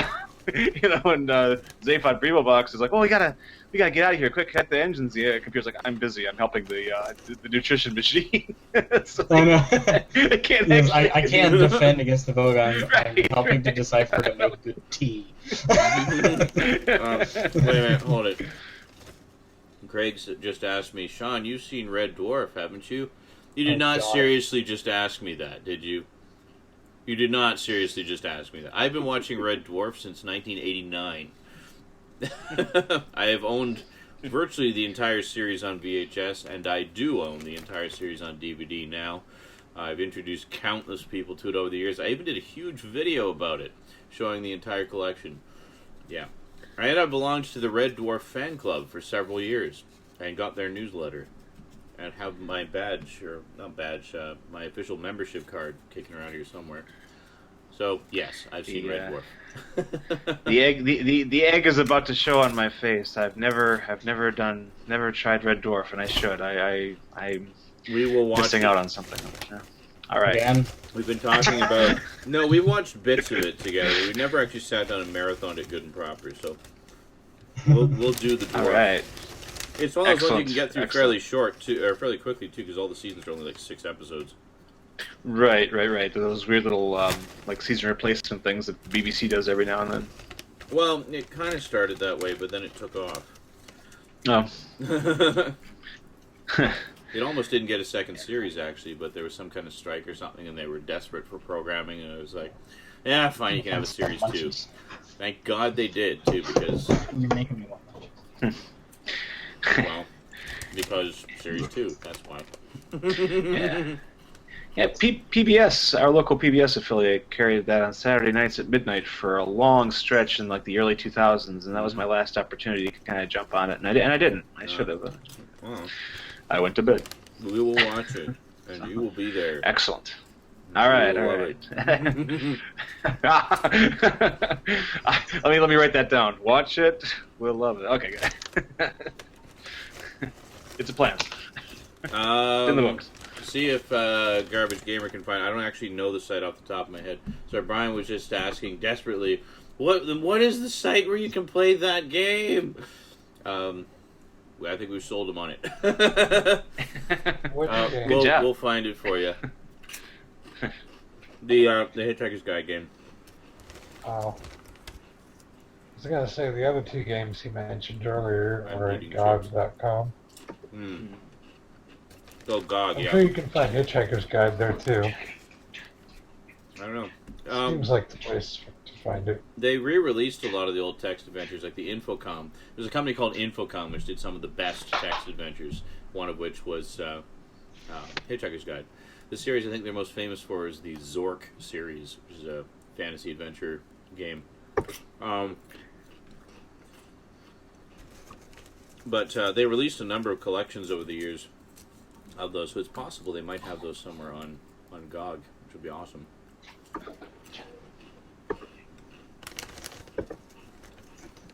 GOG, G-O-G, standing for Good Old Games.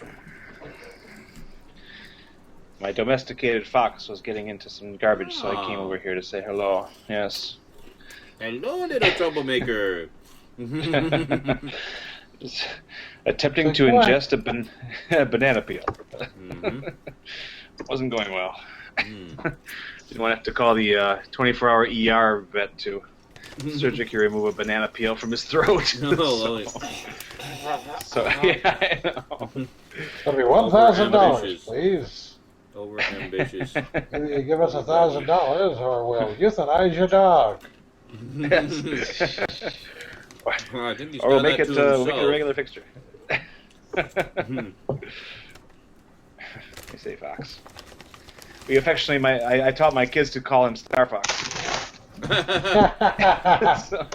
Now, Jeff of the future, if you happen to be watching this video after that adorable little pup has long since lived his life to the fullest and has passed on, I do apologize for Stoudman's euthanizing comment. R.I.P. little banana peel loving pup. He's yeah. I would on some days I would join him in that euthanizing chant, actually. But he's got his days. I tell you, he's a Pomeranian, and they have they got attitude to spare.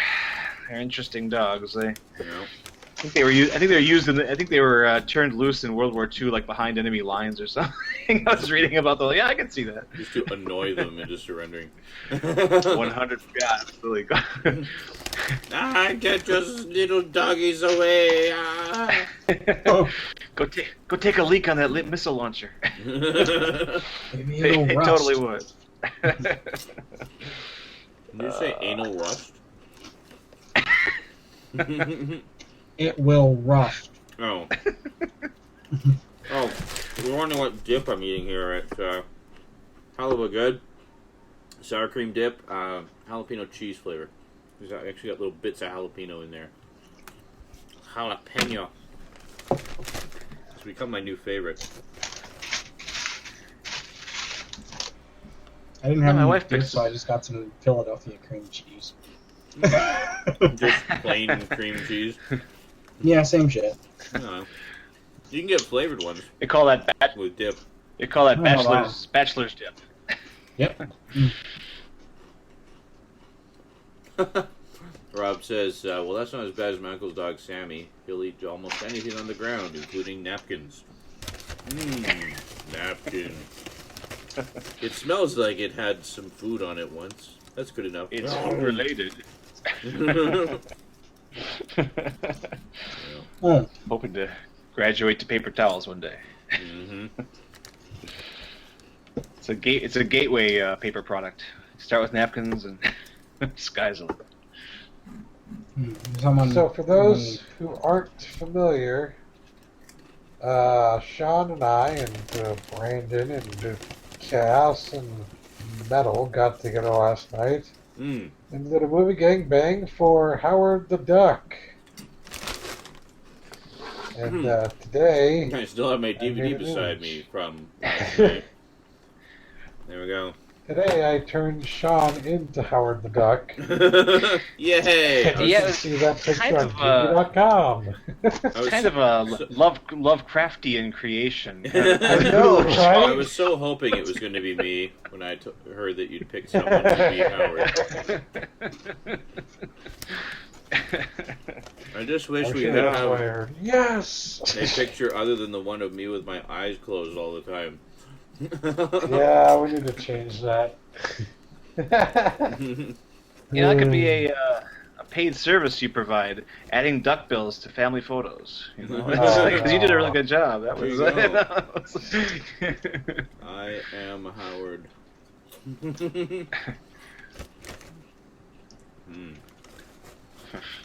At least you didn't have to be Eric, who was a screaming woman in the corner. Just like, ah! That sounds about right. Eric became Leah Thompson. Yep. I was Leah Thompson. Oh, you really thought? Oh, okay. Who became who was Tim Robbins? I think Tim Robbins was It was either Brandon or Metal. Very nice. So then Jeffrey That Jones was one of was the- either Brandon or Metal. I was one of the 8 people who saw that movie in the theater the summer of 87 or 88, whatever that was. 86? Was that 86? Wow. Oh my gosh. Yep. Yeah, there were not a lot of us that. I was too young to go see Aliens, so I went to see Howard the Duck 3 times. I saw it 3 times in the theater. Was there no broken glass? Was there no broken glass in the house you could use to gore your eyes out? You had to do it at the theater. No. Do you want to know the full story of why I saw it 3 times in the theater? Listen to our commentary. All will be known. I will tune in. I will absolutely tune in. Now my interest is piqued. Why in the world? What do you... Of course, I watched it like 5 times on video. What am I sitting here judging you? Oh, there you go. And Garbage Gamer says to find the Hitchhiker's Guide game, just go to Google. Type Hitchhiker's Guide to the Galaxy game, and it's the second link down. Second link down is from bbc.co.uk, and they have a wonderful interface that looks like the book. That's right, they do, and it's actually got graphics, which the original version did not. Yes, it was actually an enhanced version. So it's not point and click. It's just you get a picture of the location that you're in. Yeah, and it looks like the Hitchhiker's Guide to the Galaxy. Yeah, that title. I was 14 when Alien came out. It was rated R. R in Canada I thought means... Alien came out in like 1979. Oh, Aliens. Sorry, I thought you meant Aliens. When Alien came out, I was... 7.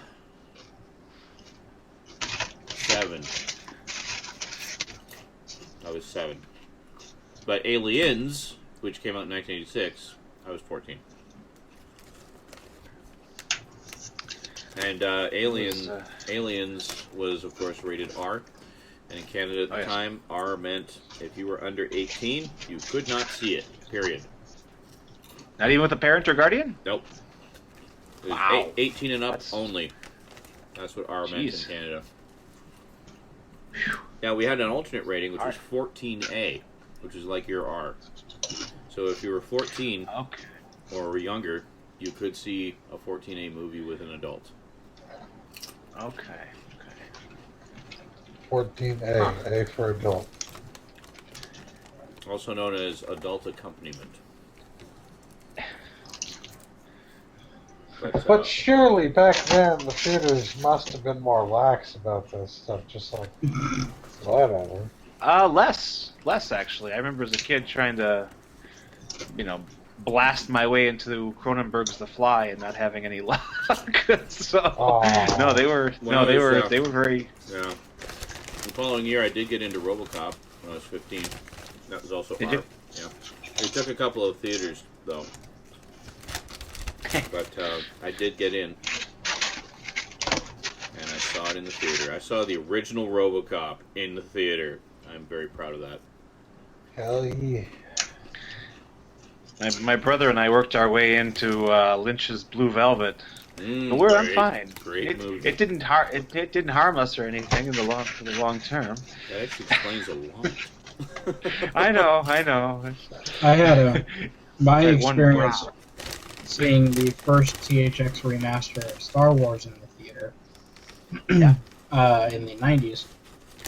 It was a pretty big experience because it was at the old, back in California where I lived, we had a thing called the Briggsmore Theater, and they showed it only in the old Briggsmore Theater that was where it was originally shown. Oh, nice. And actually, the Briggsmore Theater was one of the first theaters to show Star Wars because George Lucas is from Modesto, my hometown. Right. Oh, okay. Yeah. So, this theater still had chandeliers for lights.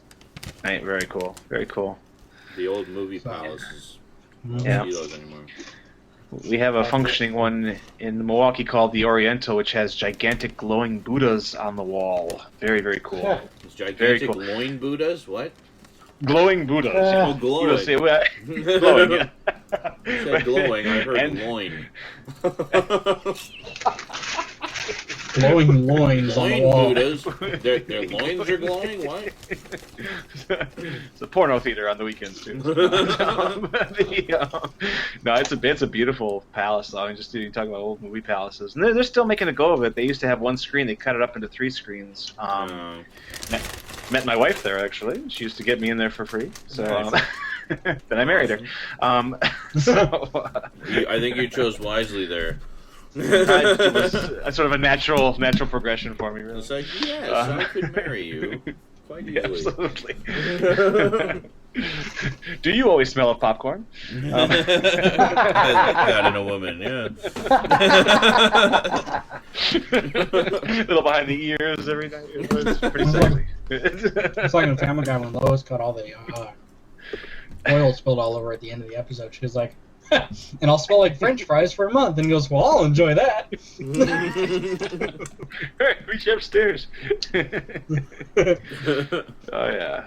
So that was big, man. When they that '97 when they reissued the special edition of Star Wars: A New Hope for the first time, man, that was just cool. It was huge. That was crazy. That was a really actually that was before we were sullied by future developments, but at the time it was really exciting. I mean, it was just like Star Wars frenzy, and it was really and I was old enough to appreciate it. And what's sad is that first remastering was respectable. It was very good.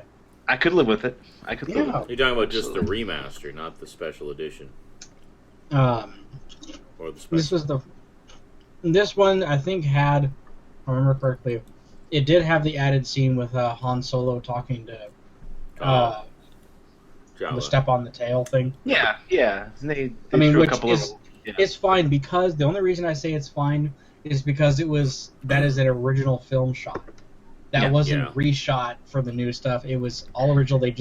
He waited for the technology to be there so he can have Jabba the Hutt walking or slithering. Yeah. Well, Well, originally, he didn't have a finalized design for Jabba in mind. Apparently, he was originally going to be kind of a furry creature, like a Wookiee, but just basically humanoid, just looking different. Yeah. Mm-hmm. But it wasn't until the third one they really finalized on the big slug design. Yeah. And then, I think in the original Marvel Comics adaptation, Jabba looks a little bit like Hume Cronin. there's actually two.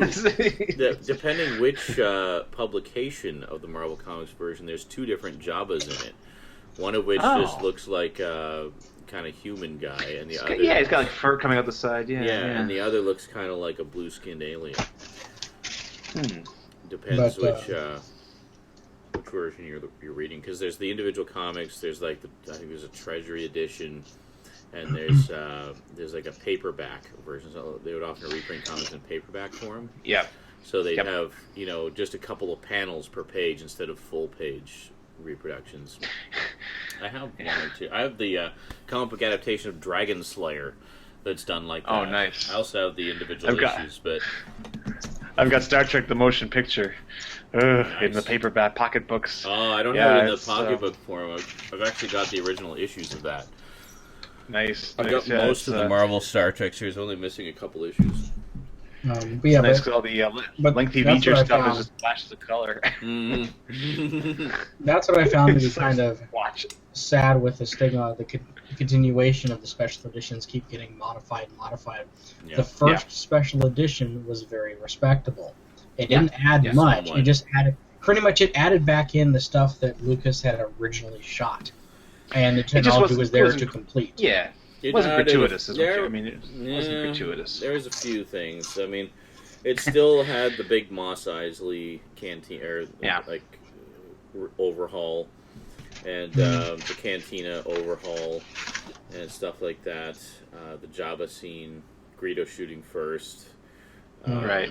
I'll give you that one. It was all there. It's just been further tweaked since. Changing the Death Star explosion and the Alderaan explosion. That was another ones. Right. More shots of the X-wing. But for me, being 7, 8 years old, seeing that in theaters, yeah. you know. But there is that. I mean, just the thrill of seeing Star Wars on the big screen. I mean, that's really the Oh way yeah, it's it was to be fucking seen. gorgeous. It was just like, oh. No, It was a big event too. Yeah. Yeah. I'm definitely going to go see Episode 7 on the big screen. I'm so excited for that. Yeah, I'm actually really looking forward to that one. I don't care what anyone says. I don't care about the stigma from Disney. I'm fucking seeing that in theater. No, I think see the. I actually have pretty high hopes for Disney taking over the Star Wars franchise. I think it's going to be okay. It's a good mix. It's a good mix. Did you see the still that was put on J.J. Abrams' Twitter feed? I think on Thursday of last week. It's the first behind the scenes still. He's just standing in a hallway with R2-D2. He's all dusted off and ready to go. Nice. all oiled up, and yep, R2 is looking good. Very shiny. That's great. Yep, exactly. I don't know if Kenny Baker is ready to roll. I'm not sure if he'll be inside or not, but certainly R2 is ready to go. So, That's awesome. To hand the reins over to Wicket from Willow, Willow, the guy who was Wicket from Yeah, Willow. I'm actually kind of curious on who they're going to get to. It's 1 a.m. I'm actually curious on who they're going to get to squeeze into a 3PO costume. Yeah. Yeah, you know Anthony Daniels can't be too excited for that. What, again? Duncan says, I'm still so sleepy. All I understood from the last 5 minutes of conversation was Star Wars, popcorn, and Buddhas. Yeah, you should have been here earlier, Duncan. We had a big discussion about tea. You would have felt right at home. And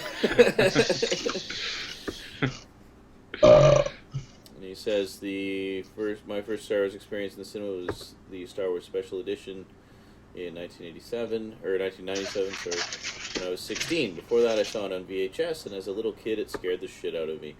Yeah. Kyle says, unfortunately, the first movie I have a clear memory of seeing in the theater was The Phantom Menace. I was 7. Yeah. Oh, when they were in Target, or was it Target? No, it was London Drugs. They had a giant-sized Darth Vader. This was like, I swear, a 3-foot-tall Darth Vader action figure. And they also had Man of Steel from the recent movie standing right next to him. It's kind of odd. It would be those two characters, but the Darth Vader looked together. Awesome. Yeah. Together again. Mm-hmm. Finally. The team-up you've been waiting for. Vader versus man. The Dark Lord of the Sith. I'd pay to see that. I'm all right with that. I'm okay with that. And I don't care what Death Battle says. Goku could totally kick Superman's ass. Rob says, what's scary about A New Hope? Empire's the one that freaked me out. The cave scene still gives me chills. Well, you gotta understand, like, as a kid, there wasn't a lot of on-screen violence in kids' movies. Star Wars is, there was a few scenes in there that were a little rough for, I was 5 when I first saw it. And the scene, like, in the bar where the guy, the one alien gets his arm chopped off, I mean, that bothered me. Where Obi-Wan gets killed, that bothered me. And when you see the charred corpses of Uncle Owen and Aunt Beru, that bothered me.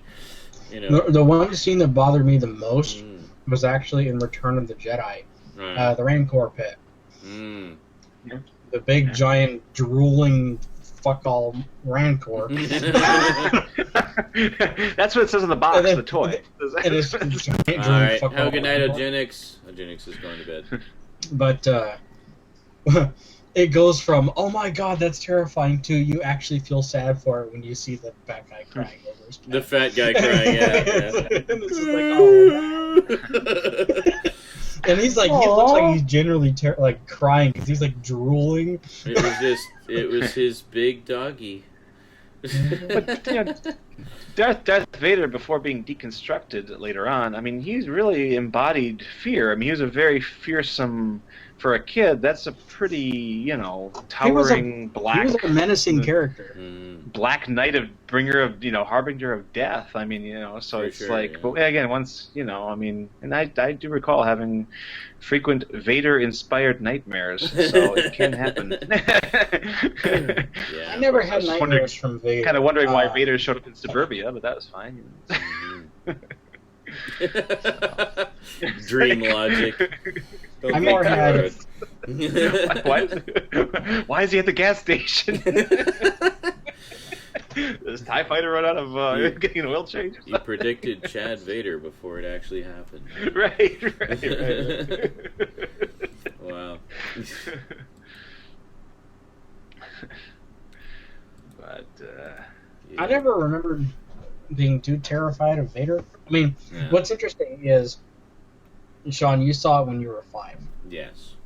But there's a generation gap between us. Mm-hmm. Yet I saw the same cut when I was 5 as well. You saw the theatrical cut when you were 5? I saw like on video. I saw this cut. Oh, yeah, that's the which is the theatrical cut. Yep.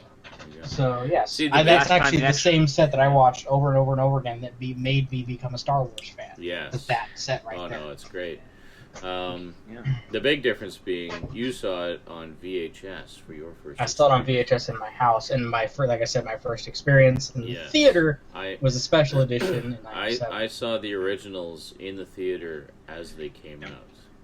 Absolutely. Yeah, I'm old. Motherfucker. It was a wild Granted, time. you're old, but at least you got to see Star Wars when they came out in the theaters. The original. The original. It was amazing. Yeah. It I had to see blew Star me Wars away at as a our. kid. Oh God. I had to see Star Wars at the drive-in for the first time in '77, and it was paired with Orca the Killer Whale, and in their infinite wisdom, and in their infinite wisdom, they played Orca first. I'm like, really? We have to sit through Orca to get to Star Wars? I mean, what are you doing to us? They knew you wouldn't watch it otherwise, so. They were absolutely right. We'll show Orca first. I am also happy. Troll face. That where I live, I was lucky enough when I was really little. Well, not too little. I mean, I remember it obviously, but of having an active working drive-in theater. And the first movie I ever saw at the drive-in was, I think I mentioned this before, was The Lion King. Oh yeah. Seeing that in a drive-in for the first time, that's definitely an interesting movie to see the first time. I don't remember what the first movie I saw at a drive-in, but I remember seeing a few movies at the drive-in, like Ghostbusters in particular. It wasn't the first time I saw Ghostbusters, though. I know on Halloween one year I was in the back. I wasn't allowed to look, actually, much out the window to see the movie. But my family decided it would be a great idea for Halloween to go and watch The Exorcist at a drive-in. Okay. Bring the kids. Yeah. I was like demonic 7. possession. Kids love it. Love for the whole family. That was actually the second feature of The Lion King. I actually remember my sisters were just old enough to get access in with a parental guidance, our whole R-rating system. I actually had to hide in the back of the van. So they snuck you. How old were you? I was like 6 or 7. And they took you to see The Exorcist?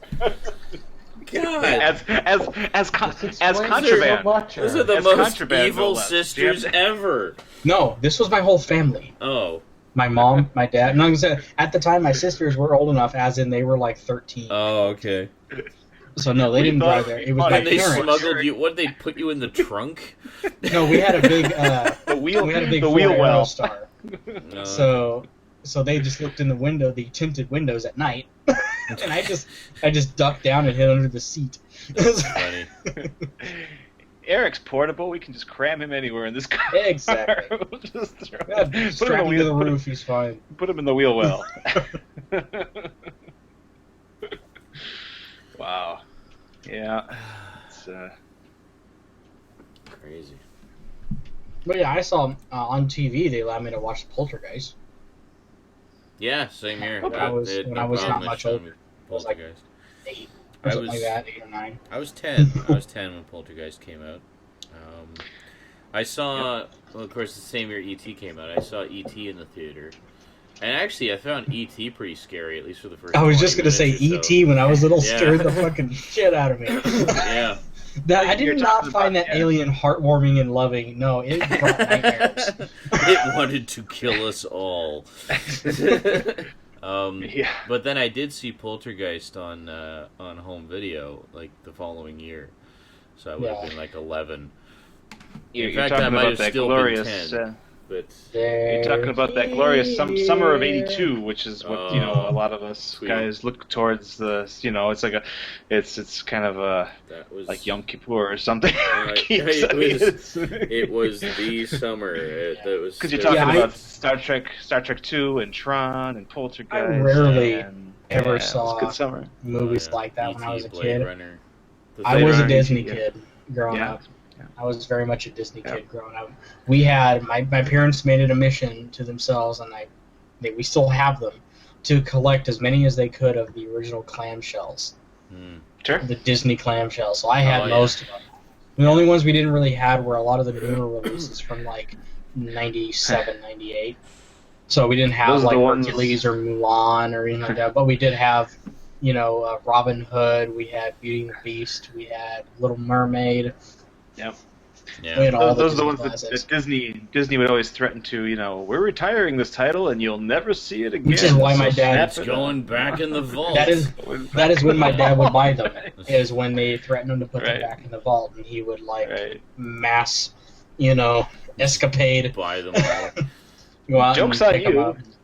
Joke's on you, folks. There was no vault. Yeah. The vault had no padlock. No, the vault is Walt Disney's rotting asshole. Yeah, you look at how many re-releases there have been. It's like, well, yeah, great, that movie went out of print. Well, it'll come back. It's a weird. I guess we'll see it in pay top dollar because it'll come back. I guess we'll see it in a re-release version or when the next format becomes available. Yeah, exactly. The home video version of a boomerang. It'll always come back to you. Yeah. Well, and a lot of them got multiple releases too. Like tight about their shit, Their second tier titles get re-released all the time. I'm happy and sad at the same time. Happy that my favorite Robin Hood adaptation is getting a Blu-ray release, and sad that they decided to wipe their ass all over it. So yeah, Disney's Robin Hood is getting a Blu-ray release, or has a Blu-ray release. But the transfer is, terrible. They've really been dropping the ball on those lately. I don't know what's going on there. It's just like it literally looks like someone took a wet napkin and just went all over. Everything's blurry. Detail. Who wants detail? Yeah. What do you think this is, high definition or something? Why would you want detail in your high definition? What kind of person thinks animation looks so good in HD? I'm trying to hunt down some of those Disney live action abominations. I purposely said that because I know you had that comment recently, Sean. Yeah, I get that comment alarmingly often. Why? I don't know why people think that animation is not good for HD. Animation is the best possible thing you could look at in HD. Yeah. Well, in particular, I mentioned, what about the beautiful painted backgrounds? You see so much more detail in them than you would. Oh my God, I remember, this was about 4 or 5 years ago when I got... Look at fucking Akira in HD and tell me that doesn't I look need to see Akira in superior HD. I've not seen it yet. To the standard def. Come on. But when I picked up the Diamond Edition of Pinocchio and the Platinum Edition, I believe Sleeping Beauty was where I am. Mm-hmm. We watched. It was a day after Christmas. We all sat down and watched Pinocchio, and my jaw was just on the floor. Yeah. And it was just like, oh my God! And I'm like, this isn't even a great HD TV, and this still looks absolutely gorgeous. I forgot what they called it, but since it's a 4:3 movie, they put things on the sides, but it's not like it's a static picture, but it changes. Oh, okay. I know. So it's just like when you're in a building, it's like it kind of looks like you're looking through a window. It's like panel doors. Yeah, there's a few. When you go outside and during the daytime, it's blue sky, and then at night there's stars. Yeah, there's a few releases that have had that done.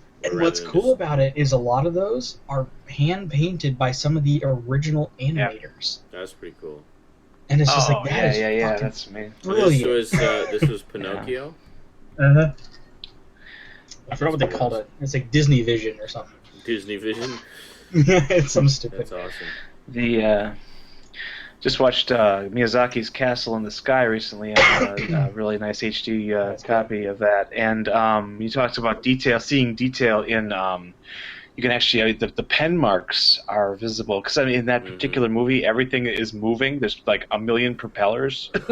It's just wherever you look, it's just something it's not a static screen at all. The screen is constantly in motion. And in this HD copy, you could just see all the hash marks and like some of the motion lines are put in there. And you would think that'd be a detriment, but it actually is not a detriment. It really makes you appreciate the artistry involved. It's amazing. More like in the words of artwork, Jesse in Breaking Bad. Akira on Blu-ray is the bomb. Bitches. Duncan says, I'm still working through Season 2 of Breaking Bad. Thanks to Sarah and Isaac for getting me and my brother on it. And Brennan says, Z got me into it too, and I thank him for this. Funny, I didn't realize there were so many of us that had missed the Breaking Bad boat for so long. I thought I was the last one to the party, but apparently me and everybody who watches my videos. It was one of those, even my dad admitted it when he started watching. He goes, if I saw this the first couple episodes on TV when it first aired, he goes, I wouldn't have continued watching it. Yeah. It just didn't grab me. It was only the hype of the final episode was the only reason that he pushed through, and now he loves it. Yeah. Really?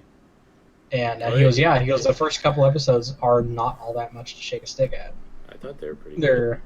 They're not, to him, they weren't show grabbing. No. So, which I fully I watched the first couple ones, and like I said, they didn't grab me either. Mm-hmm. It wasn't until, they started watching a lot more, and I started to walk in a few episodes. Mm-hmm. Apparently, Giant Guy still has not seen an episode of Breaking Bad. Well, I'm still working my way through Season 3 at the moment, actually. Oh, well, there you go.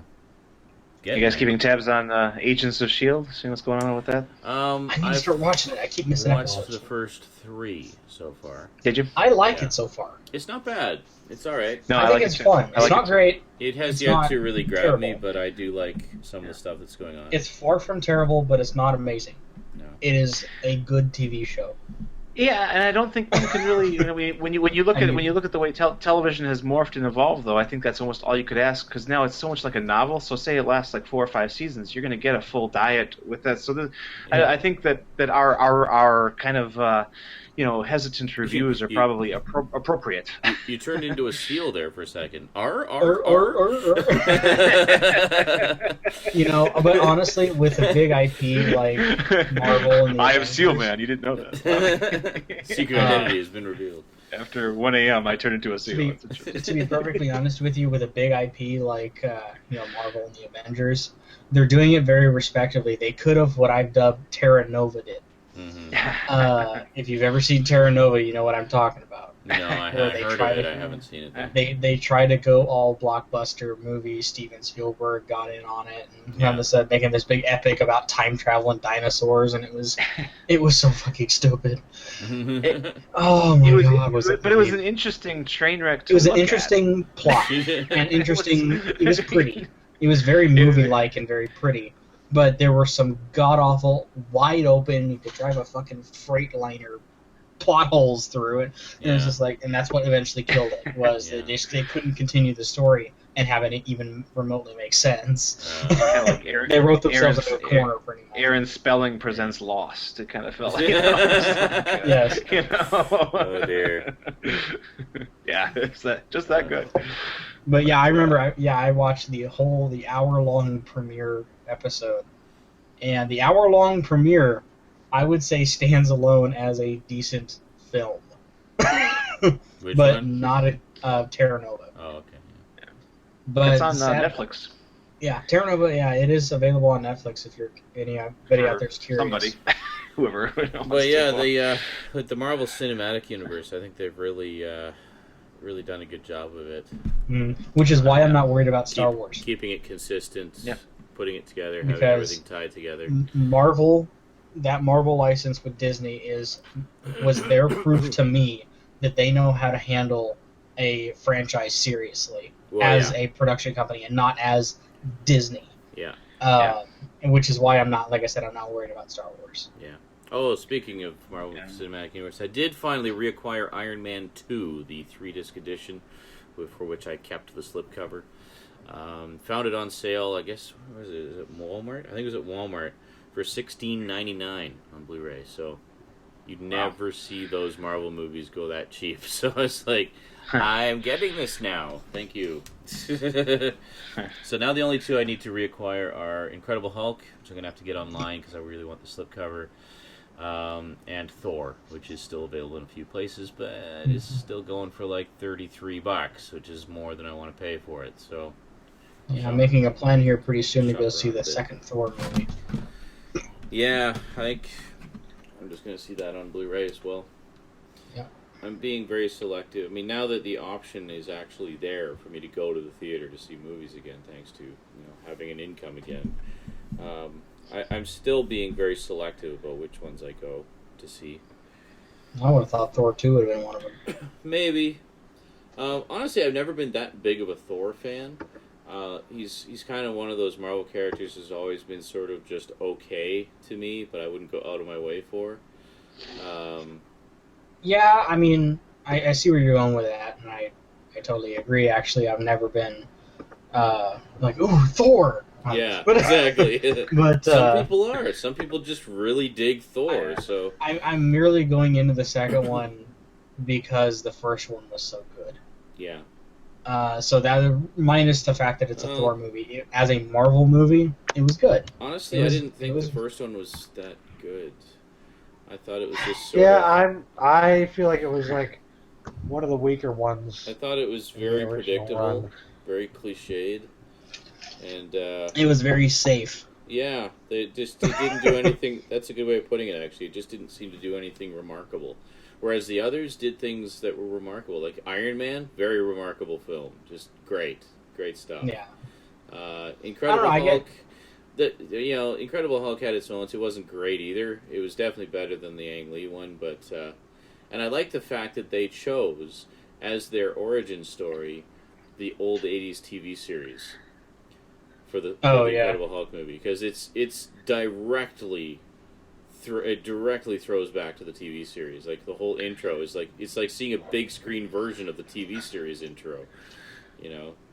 So I'm in a fan club of one, but I actually kind of like the Ang Lee Hulk movie, but for all the wrong reasons. I liked aspects of it. I didn't have a problem with the CG Hulk, that he was this big behemoth. I liked Eric Bana as Bruce Banner. I just liked how unrelentingly off-putting and dark it was, and the fact that the final battle and the actual villain in there is somebody who really doesn't exist. Yeah, it's like I am matter. Yeah. How do you fight matter? I mean, so it's just like, and the filmmakers, it was like you could tell Ang Lee was absolutely the wrong choice to helm a comic book franchise movie. Yeah, because he just doesn't have that in his background outside of I think it was probably because of his Crouching Tiger, Hidden Dragon. Foray or something. Hey, give it to him. Somewhat comic booky in ways. Yeah, certainly. Yeah, wuxia type of. Yeah, but I mean, I will say I liked the Ang Lee Hulk game. I heard that was actually really good. It was fun. It wasn't great, but it was fun. They tried to do this whole. There are hidden things in the movie that are actually cheat codes in the game. Yeah, oh yeah. The name of the laboratory, the number that he types in to get in is a cheat code that unlocks Grey Hulk. Oh, really? Wisecracking. Yeah, there's one that he actually has lines and wisecracks. It's pretty fucking awesome. But yeah, the game was it was almost like a Streets of Rage Hulk game. You get to smash a lot of stuff. Yeah, beat things up in a brawler style. I'll have to grab that at some point. I saw that the Ang Lee Hulk on the opening night, and it was a summertime audience, summertime crowd. They were there for a good show, and about an hour in, I noticed the kids in the audience are just kind of squirming in their seats, and they just want to get the hell out of there because it's just a dark, pervasively you know, and everything, the way it's shot, the way the characters act and react, everything about it is just wrong. And so, I can't of course, believe I'm saying this, but it is very dark. Hulk was too big in that movie. I think he's very big. I think dark works for the Hulk, though. It does. Like Although, but Ang Lee just was like, they went to like the ice storm. He went to the ice storm. I'm very, very glad that they rebooted it, and they rebooted it right. Yeah. That was Incredible Hulk was a very good. Don't make me. It's actually one of the first. You won't Marvel like me when I'm movies. hungry. The whole Incredible Hulk was actually my intro. I hadn't seen Iron Man previous to that. Okay. So Hulk was my first intro into the canon line of movies that would lead into Avengers. Yeah. So I was really late to the party, as everybody knows. Basically, when Avengers was about to come out, I watched the 5 lead-up movies for the first time. So I just watched them in order of release date. So it started with Iron Man, then Hulk, then Iron Man 2, then Thor, then Captain America. And then waited forever to see the Avengers until one of my generous viewers sent it to me. It's like, fuck, we're tired of waiting. Here's the super deluxe 3D version of Avengers. Just fucking watch it already. yeah, we were all getting fed up with the fact we couldn't openly talk about it because the one person hadn't fucking seen the movie yet. Yeah. Sean goes to his mailbox and finds 72 copies of the Avengers in there. I'm like, what? And one big ass card that just says, "For the love of God, watch it." Yeah. Like, so one of these days we're gonna shove Pacific Rim down his throat. I was looking at that today. I mean, there's a few different editions. Yeah. I'm inclined to start going for the 3D editions just to have all the viewing options. Because I will eventually get a 3D TV. And it would be nice to have everybody will get one eventually. I think it's nice to have all these wonderful movies with that option. And especially big, spectacular ones like Pacific Rim, which you know are going to likely use it to the fullest and benefit from it. So, yeah.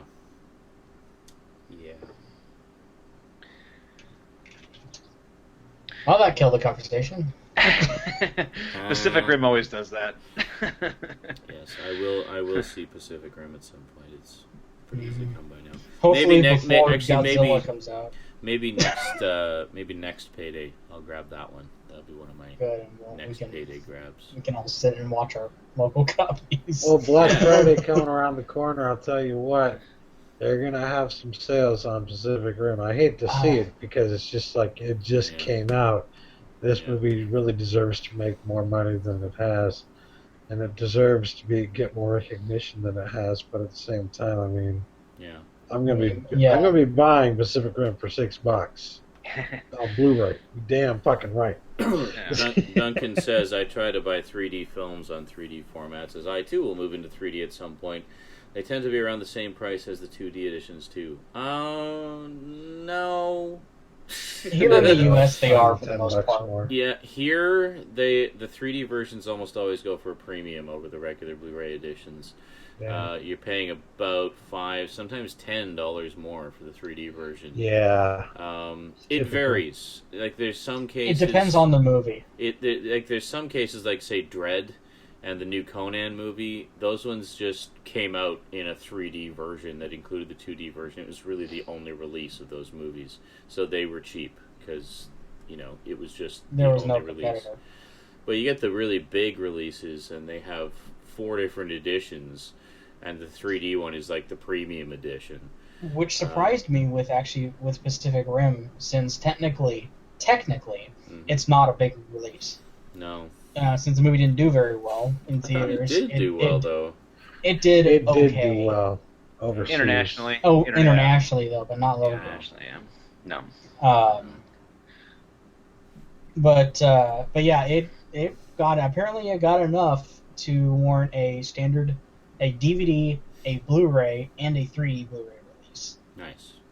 So it got the full gamut there, which is good. Yeah, I saw there was a few different editions. But to give you a sense of the 3D versus regular Blu-ray prices, when you see Blu-rays, regular standalone DVD, or one disc editions of Blu-rays on sale, you see them for like $5 to $8, right? Mm-hmm. When you see a 3D Blu-ray on sale, you're lucky to get it for 15. Yeah. 15 is a damn good price for a 3D Blu-ray. Yeah. Yeah, because you're looking at 25, almost $30 for an average 3D. Yeah. So you'll notice there were a couple of 3D movies thrown into the mix at this week's acquisitions. The Hobbit, of course, and the new Silent Hill movie. In particular, any future horror movie acquisitions, if there's a 3D version, I'd definitely like to get the 3D version, because let's face it, 3D horror movies were made for 3D. If any genre is going to benefit the most from it, I'd say it's horror movies. The killer stabbing you in the face as you're watching. Everyone wants to get just one step closer to Freddy and or Jason. That's just get right, me right, the closer the better. Yeah. The closer I am to that person's entrails, Okay. the better. That's interesting. Duncan says, I usually get my 3D stuff from HMV, who only really has the 3D editions above 2D by about 2 or 3 pounds, probably as they are desperate for sales. However, Prometheus, I remember, was an exception. Yeah, Prometheus, it wasn't even that it was the 3D version. It was because the 3D version had all the extras, was the main reason that I bought that one. It was the only place you could get that, 3.5, 4 hour documentary about the making of it, which I still haven't watched. But I have it, so, yeah. Oh, nice. Rob Jensen just says, forgot to mention, just got The Beginning, the Doctor Who set, The Beginning, for my birthday. I'm on the wagon now. Yay! You got 7 days to get all caught up. Enjoy.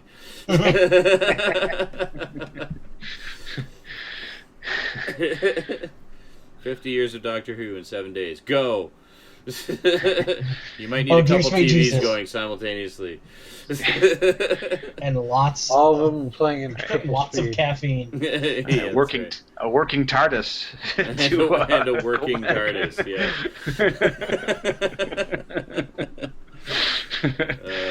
Well, fuck, with a working TARDIS, you'd be like, I'll be back in 5 minutes. Yeah, right. Yeah. All right, done. I just watched 50 years of Doctor Who. What? You just left. I know. Haven't you noticed I've visibly aged in the past 5 minutes? You see the beard? It's like Duck Dynasty up in this bitch. That's right. That'd be hilarious. That's the one thing I'm noticing. I was walking through Walmart the other day, and there's literally... everywhere we turned, me and my dad were kind of looking at each other like, what the fuck? Everywhere we turned, it was Duck Dynasty. I know, it's Yeah. huge right now. I've never Duck seen Dynasty, a single episode. Don't know Everything what it's about, nothing. from everything from But it's Duck huge. Dynasty cell phone covers, Duck Dynasty towels with the old guy's face on it, to my personal favorite, Duck Dynasty branded adhesive bandages. What? Really? Yes, they were camoed Duck Dynasty adhesive. They were Band-Aids. Boy, that's the surefire way to get an infection. Put a Duck Dynasty. It So, makes yeah, the injury if worse. there was any doubt in your mind that Duck Dynasty was probably one of the most popular reality shows right now, that's your reason right there. That is your proof. Once When you you could score, go to Walmart and snag the old man on a fucking beach towel. Uh-huh. Duncan says, So- I'm so looking forward to the retransmission of An Unearthly Child later in the week. Nice. I'm actually really looking forward to An Adventure in Space and Time, which is going to be on Thursday. The long-awaited TV movie written by Mark Gatiss, David Bradley as William Hartnell, all about the creation of the show. Saw the trailer, looks fantastic. Really looking forward to it. I'm almost looking forward to that more than the 50th anniversary special.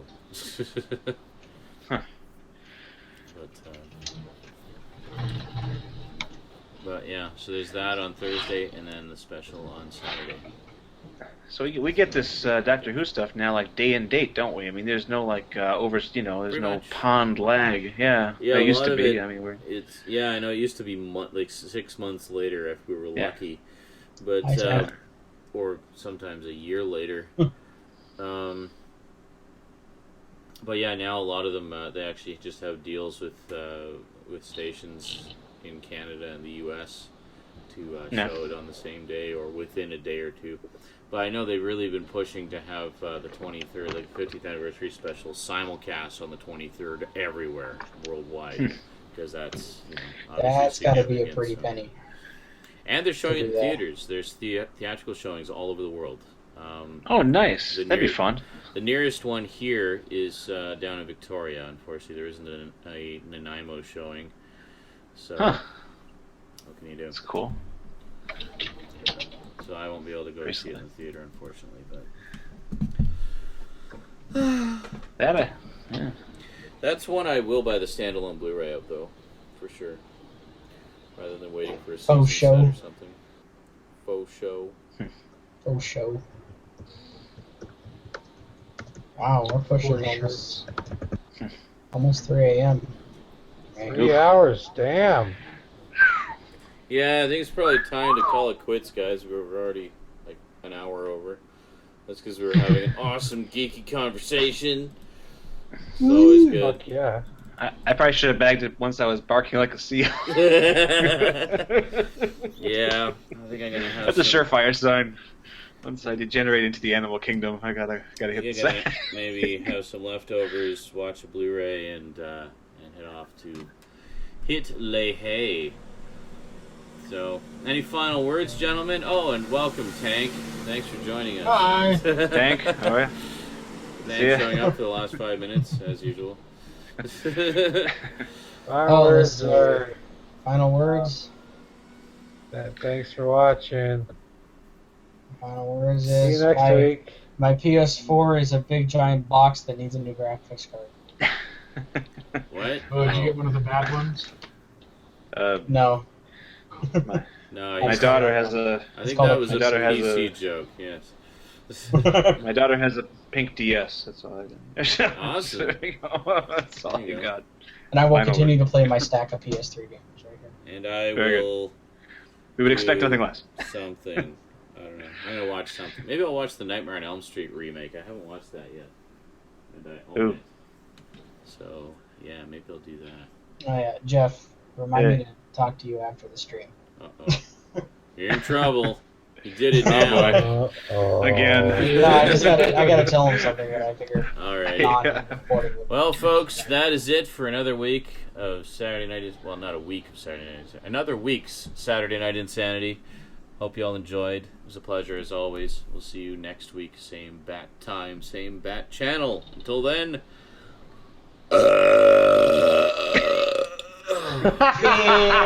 Thanks for chatting. And sayonara. Vagina penis.